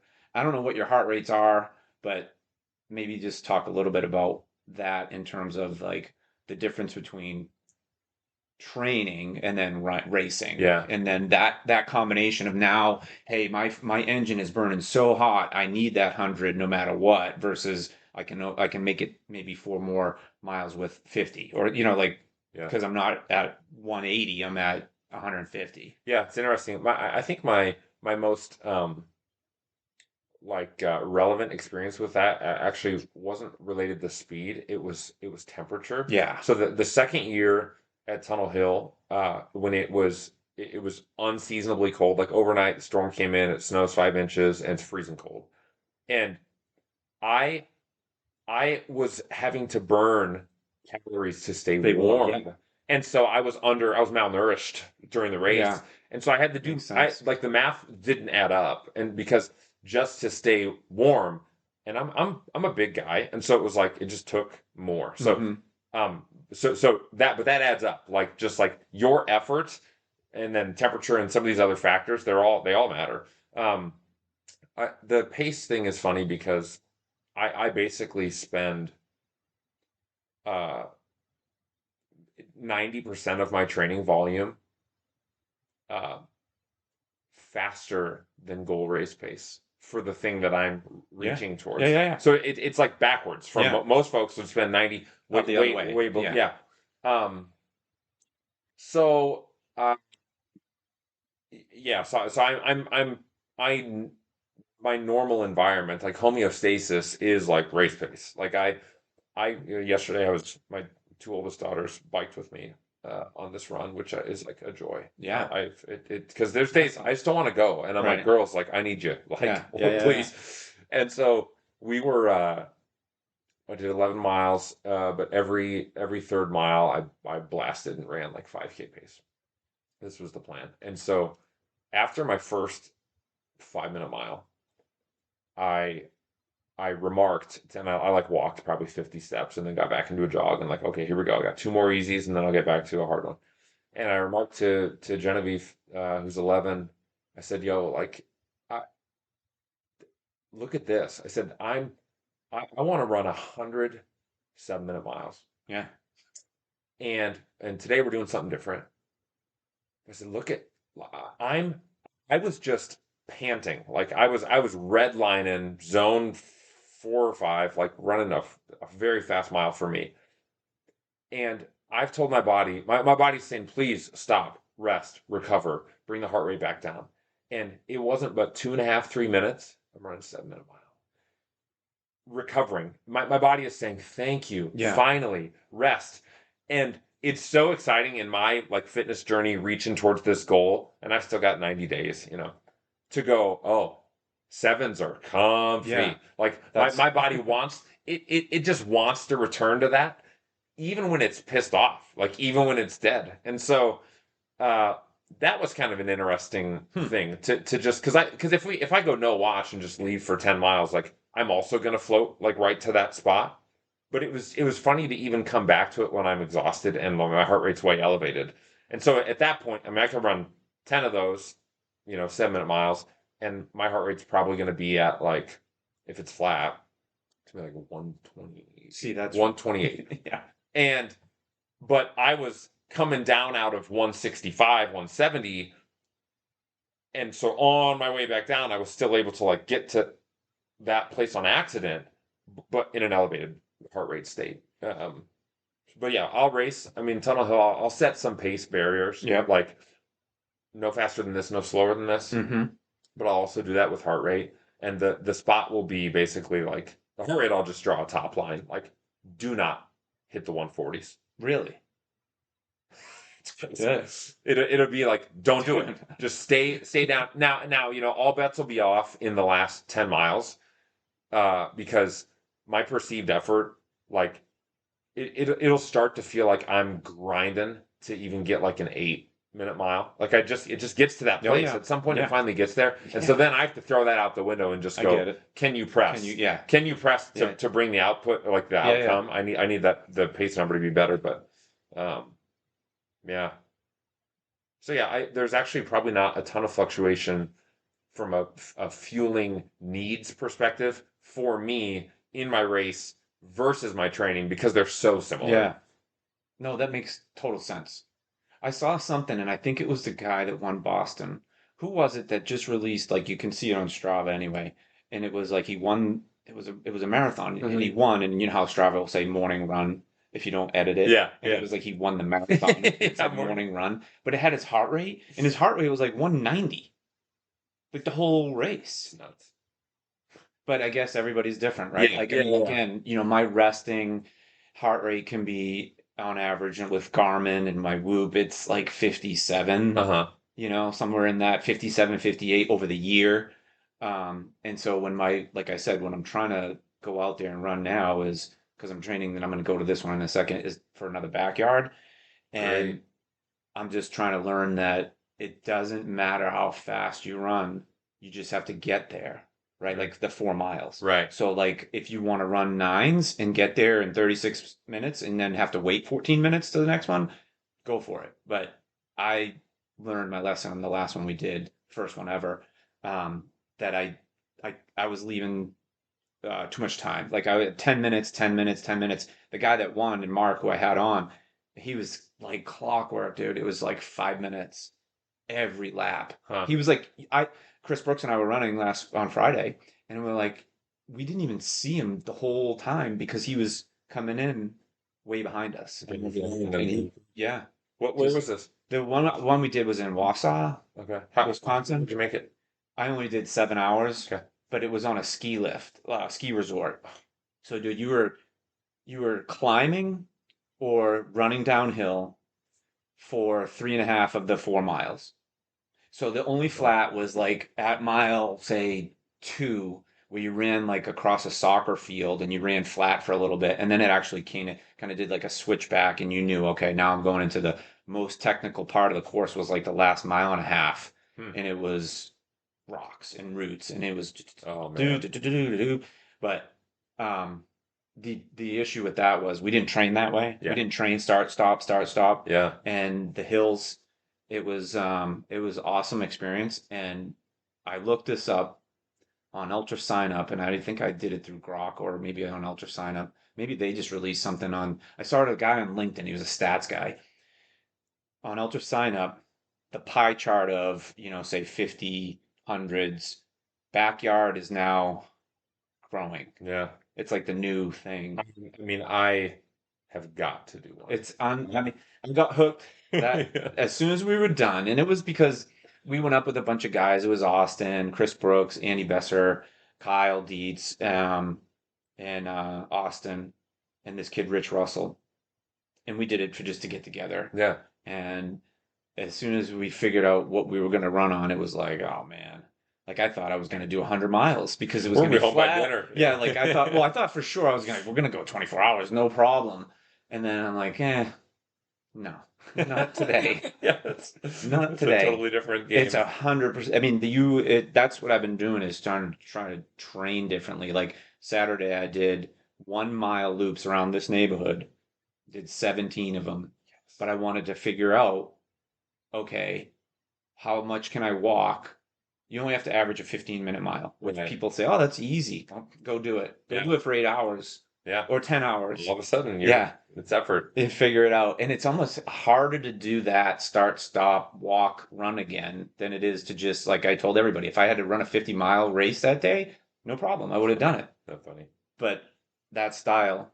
So that's something I think you should Yeah. look into. I'd love to. I, I can't. I'm so fixated on like making this 100 mile thing Yeah. like get a little better and a little better that I like don't want to like ruin it. There's this race. There's this race in. What's it called? West Point, Iowa, Okay. called the Broken Anvil Backyard Ultra. They've got the coolest branding. They That's find pretty this. cool. Shout out. I'm gonna come to your race sometime. But they got the coolest branding. I just want the hooded sweatshirt. Like it looks so cool. But it's always been Quatsy's marathon weekend, and I can't. Oh, It's like that's yeah. like I Christmas mean, for that's your me as a yeah. business. Yeah. And this year with the calendar, it's not. It's the week before, but I still am like I can't. One's Tunnel I don't want Hill. to. Yeah, I mean in November, but I Yeah. just like don't want to jeopardize it Right. because I'd want to train for it. Yeah. I mean, there's a part of me that would enjoy like, what would happen if I didn't train? Just like, what's in me, and then let's figure it out. Then let's train. But yeah, I don't know. I arrogantly, I guess I just feel like I'd probably, I think I'd be really good at that. Like that's just what I think, and that's not if it was on a ski resort. Like I know the stuff I'm not good at, and even though this I haven't done, I do know like, well, I'm good at not quitting, and I'm really good at run 7 minute miles, and I love to eat. So like, Yeah. This shouldn't I is be able just to do something. like I Yeah. think it would work. I Yeah. I think I could be good at it, but you don't know the stuff that I've watched a lot of peers on online like do this and like stuff happens, man. Yeah. You get Hmm. up here 7, 8, 9, 10, 12, 15, 18 hours, like crap happens, it goes wrong. You can't talk about races that last more than half a day Yeah. with any assurance that you know what's going to happen. Like Right. it's foolish. Yeah. No, I think the time is what really. Kurt asked me the other day, Kurt Johnson, he's like, so what's your goal? We played in a golf tournament on I Sunday. saw some pictures. And he said, what's your goal going to be for it's called the last dot standing. And the last dot Yeah, is yeah. like a What? Yeah, bar. where is this? It's in right south of Madison, Wisconsin. Yeah, I've heard So of this. not far, a good thing, like easy trip up there and all that. But I told him, I said, like after the last one, the goal has to be until you can't run anymore, like a failure. It Yeah, has to be either I want to win or be the last guy standing. You can't go into yeah, that format with 12 hours, 24 hours, 50 miles, 100 miles. Yeah, you could do that, but that's not the point of the race. The point of the race is to be the last Yeah, person standing. it's pretty cool. Yeah. It's going to be really interesting. And that's where I feel like the fueling, like we were talking about, um, is going to be crucial. Hmm. Really will be because of that downtime. And then you're going to start again and then stop and start and start and walk. I think that's kind of what drew me to ultras was I'm a pretty good walker. Like I can walk pretty fast. So when I did these loops this weekend, it's Yeah, first of all, it was mentally big time. challenging to go 17 loops around the same thing over and over again. But my walking pace was like 13:30. Yeah, it's moving. It's So, great. and that's not, you know, I kept going down. My heart rate would go down to like 120. And then once I got to the almost 160 when I was running again, I was like, all right, walk. So Hmm. that's how I was gauging my run walk versus people that will do, all right, let's walk a mile, run a mile, walk a mile, run a mile, or run for 5 minutes, walk for 2 minutes. Like that, I just math for Yeah. me at that point, I'm like, nah, I'll just look at my heart rate and do it that way.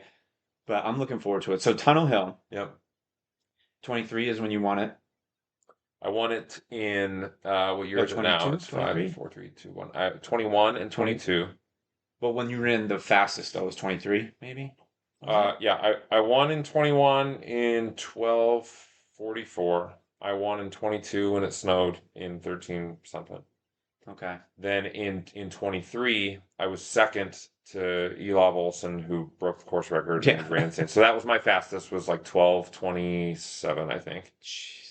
And then last year I was second again to a gentleman from Dubuque named John Donovan. My perspective was he came out of nowhere. He's a formidable runner, but Yeah. just put on a clinic. So yeah, so the two firsts and 2 seconds, and I gotta get back on the first. But let's not skip over, like we talked about earlier, that 12:24 or whatever it was the 23rd, I think, fastest time ever in the Yeah, world. yeah, And you said what, 10 in the US? yeah. It's tied. It's eight. Top It's American? I'm like the eighth fast. If you remove like multiple efforts by the same Mm-hmm. guy, Hmm. I think like yeah, eighth fastest American. Yeah, all That's time. unbelievable. When you look at it from a perspective of like say the population of 350 million and only 8 people or 10 people, you're one of them. Yeah, Pretty good. it's cool. Yeah, So, okay, what's the goal for this one? yeah. I think I mean sitting here like I've still got a little time to put in some good training, but um if you said PR, I wouldn't take it.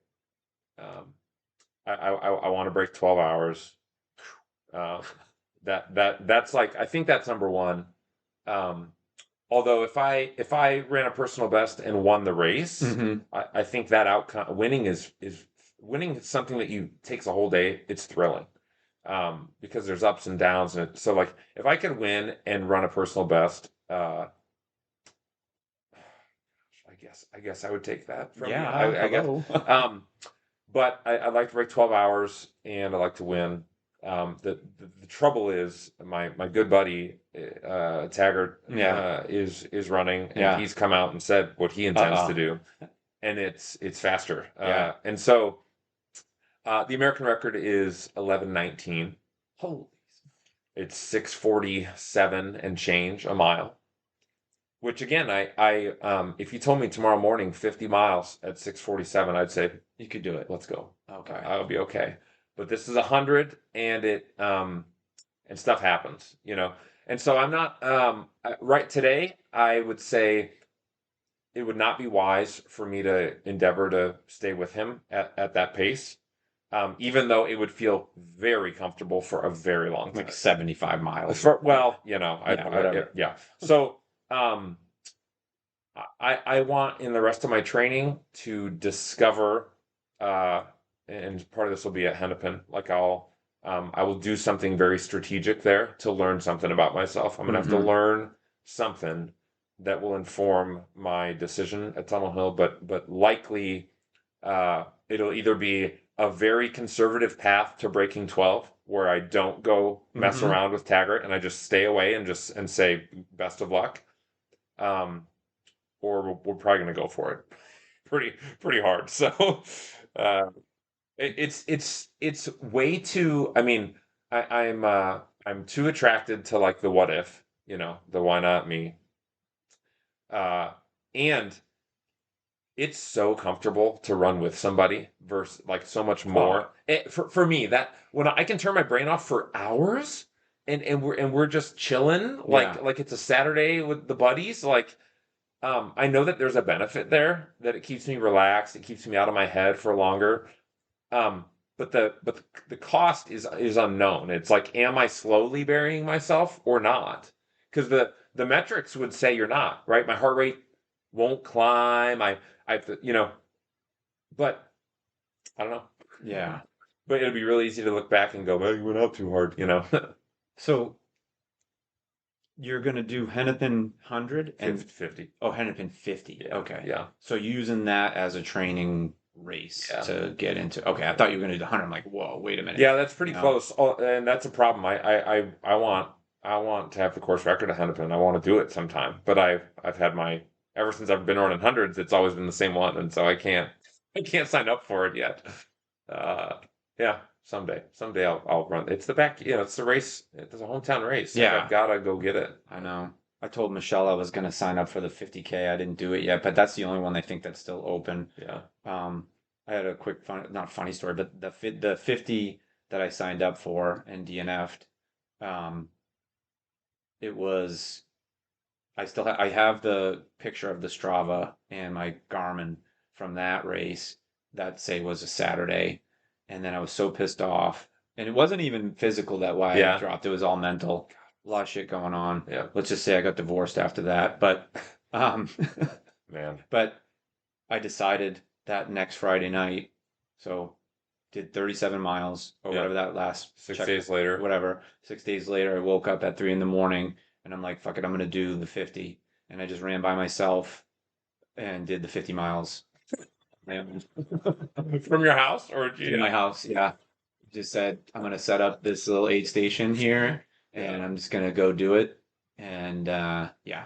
So yeah. I told her, I was like, I DNS'd it twice, which I feel worse about than the DNF. I do. I feel terrible because something came up Yeah, and maybe people were going to go and we didn't go, but you're right. It's like right there. Like, why can't yeah. you just go do that? And I think the other thing that is stuck in my head is it's so flat and so boring. Hmm. It's just like, you know, Yeah, you're on cruise control. And I don't know. I don't enjoy that. I like that change of pace and all that. yeah, So, it's funny. Like, I remember when I first started doing marathons, it was like one a year. And that yeah, was like what everybody, you can only peak and you get one a year. yeah, And then I started doing 2 a year and then 3 a year. And I was like, what are you talking about? You can train and get ready to do it, but to do what you're doing and then to do 100, I mean, I do look back at our training for Leadville and ridiculously stupid training. hmm, If I was going to do it again, it would be totally dialed in versus doing we did a 24-hour run 5 weeks before the race. yeah, Like why did you do that? yeah, That was probably not smart. But then in the end it kind of helped, I guess, mentally. But physically, I think what it would come down to is just time yeah, out there, yeah, versus, hey, what was your time in Leadville? No one asked you that. They just, did you finish? right. Yeah. Did you see totally changing? Did you see Goggins? He's back or something. What, Yeah, 200, 240. 240? And somebody said, I think it might have been Joe Rogan said that he saw the x-rays of his knees and it's literally like bone on bone. Like I don't even know how he's still, Yeah, it doesn't look beautiful, no, it's a trot for sure, but but still, this guy. yeah, he's insane. I love the Leadville, the people that like Harvey Lewis, Hmm. who's like Yeah, insane backyard, all of it. But I just looked him up because I looked at Goggins. I was like, what did he do in the back half of that race?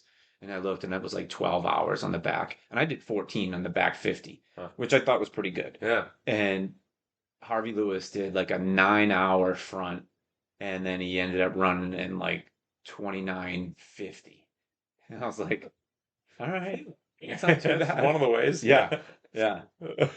All right, so that's your goal. So, all right, let me ask you business goal. Yeah. That we'll end with that because it's almost it's 2 hours. I don't want to take all your time today. Oh, But good. so, from a business standpoint, you've got the two stores now.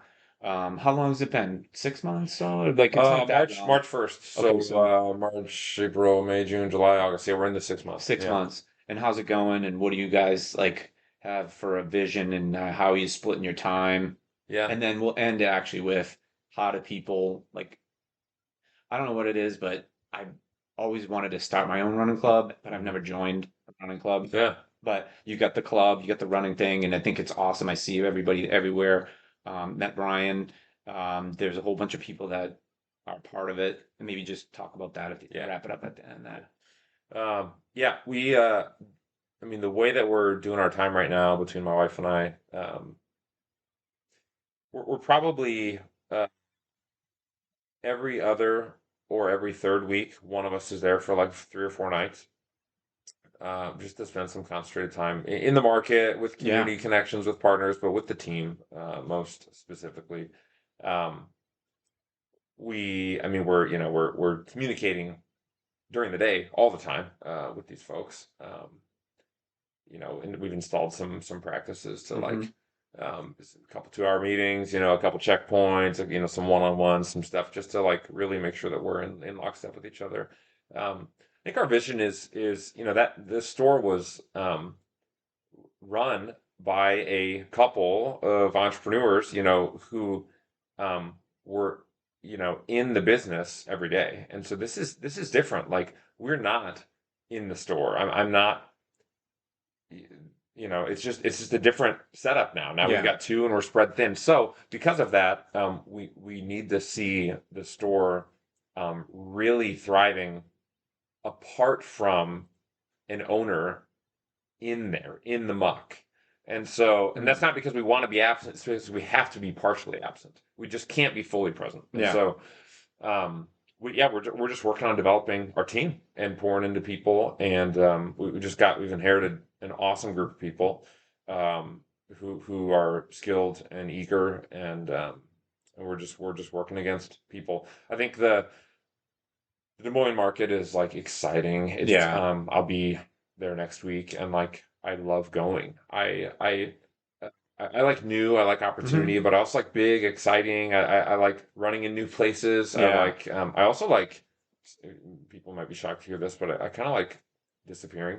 Yeah. Like, nobody knows who I am in Des Moines. And Yeah. it's Right. like I could go to an Iowa Cubs game and just sit there and like eat a Yeah. hot dog and watch a baseball game, Yeah. and just kind of just like be up in my own thoughts, or like do my like have my own agenda, like to work against the business or to read or to whatever. So it's going well.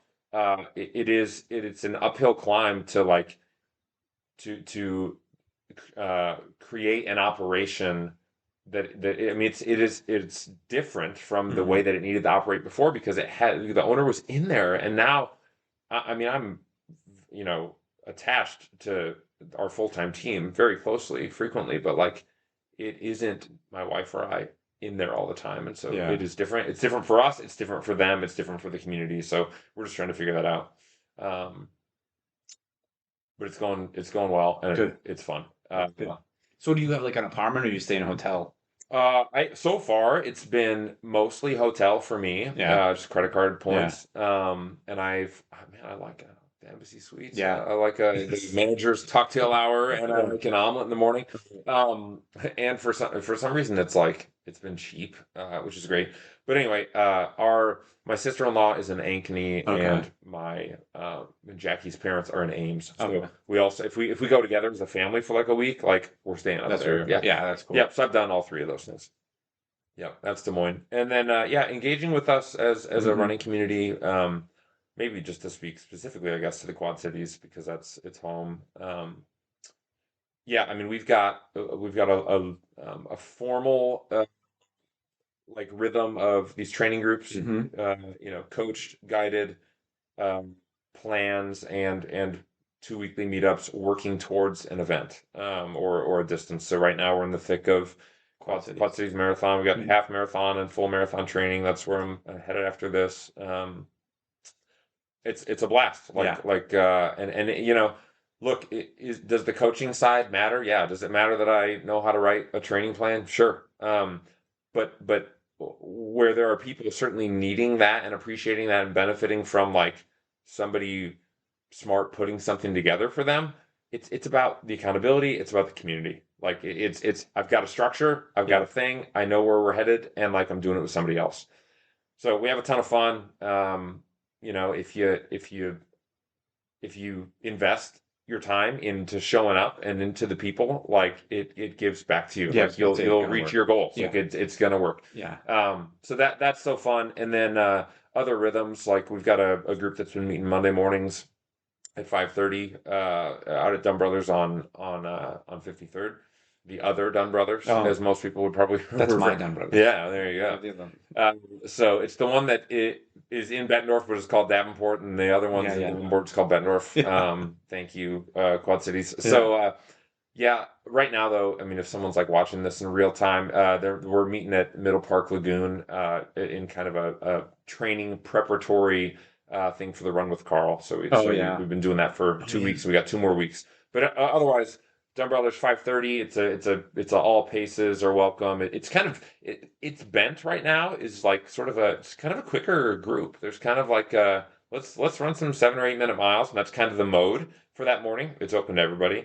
And then our other one that's been long established is Wednesday nights. We're at Great River Brewery Hmm. downtown Davenport, Yep. 6:30 p.m.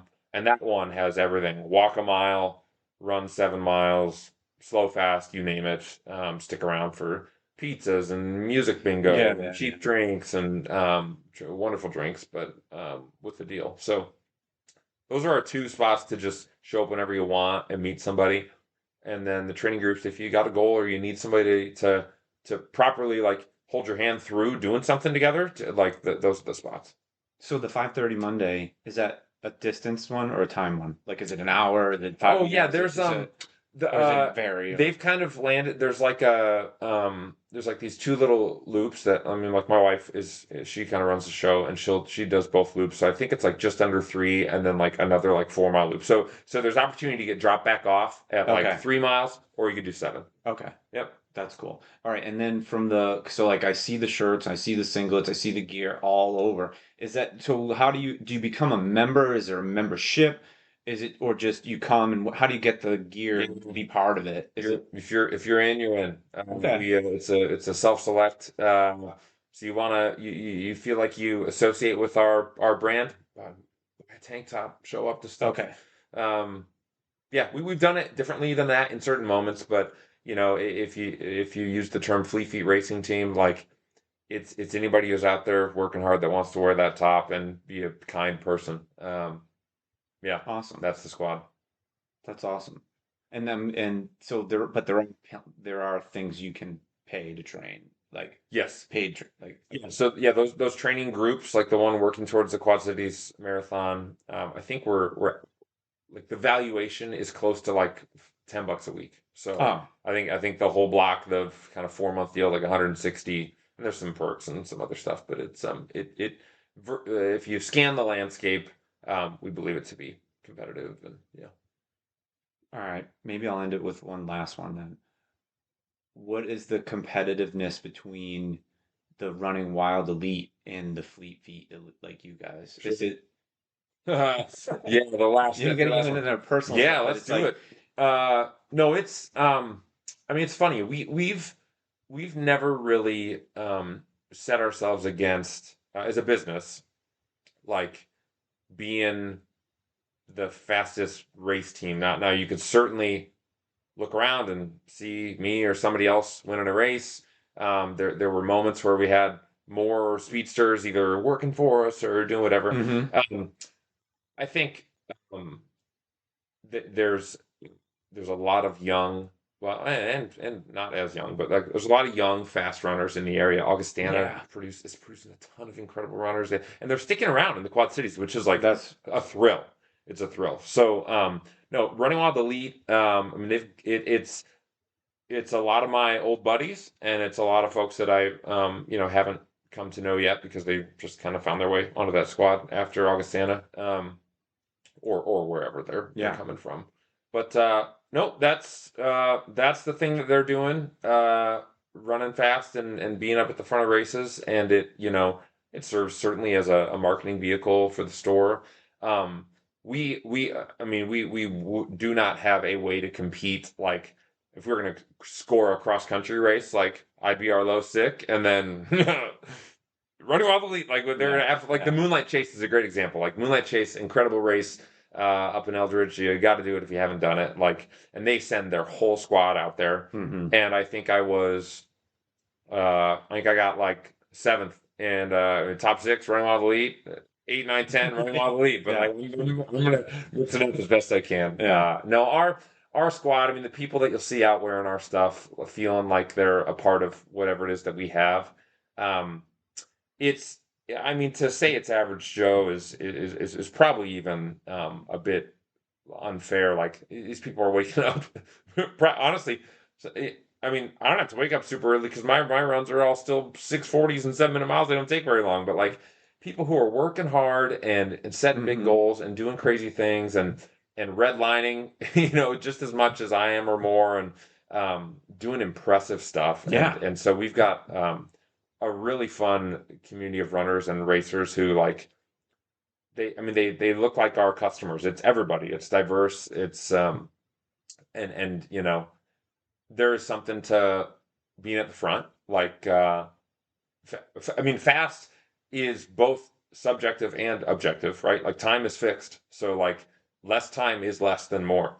But that doesn't mean it's more valuable. Like, somebody doing something faster in regards to going out and doing a 5K or a 50K or whatever. Like, you don't matter more to me. Like, Yeah. you just don't. And so it's impressive. People are doing impressive things up and down the line, and we love the space that we're in, and the No, that's cool. people who've chosen to kind of rally around what we're doing. So I think it's awesome. I think it's also it's a perspective, right? It's like somebody that wants to join a group, and I look at it from like if just on the outside looking in, and like you mentioned, these young kids that are running Wild Elite, and again, I feel like it's the the baseline delta, meaning those kids were running fast and now they're just getting a little bit faster hmm versus the person that I feel like your profile of runner, just because I know who they are out hmm there, are that ones that are like, went from 0 to 100.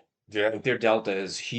huge, right? Like that to me is more impressive than somebody getting 5 seconds a mile faster. Yeah, You know what I mean? yeah. I mean, I think you're right, and I think both are great. They're Like, great, absolutely. I'm here for. I'm just saying that's the Yeah, the outside person looking in. That's what I look at, and like even no shame on the Corn Belt people, but like to me, it was the only reason I didn't join Corn Belt was because they started their runs at 8 o'clock in the morning. I'm like, I can't. I got to be it's done true. Yeah, by yeah. 7. You Breakfast. know. Yeah. So yeah, Yeah.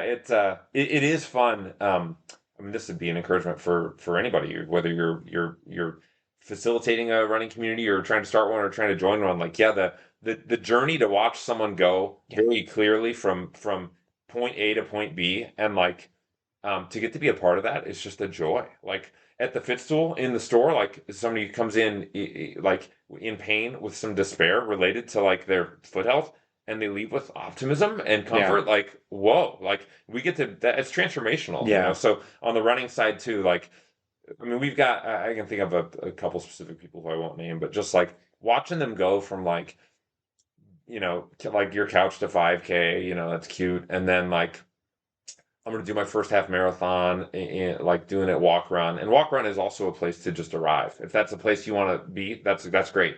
But like, wanting to get to like, can I run without stopping? And then like Yeah. seeing that happen, and then seeing pace drop, and then seeing people doing things that it's not because they're better things. It's because they're things that they didn't think they could do, And they're and they doing it. decided to try. Yeah, And then like they did it. yeah, It's thrilling. yeah. Like, that's, yeah, That's that's the awesome. stuff we're here for. So. Yeah. I think we can end it at that then. That was a Sweet. really good way to go out. So thank you for coming over. I appreciate it. Yeah. Good conversation. Congrats on everything. Yeah. Thanks. Thanks for having me.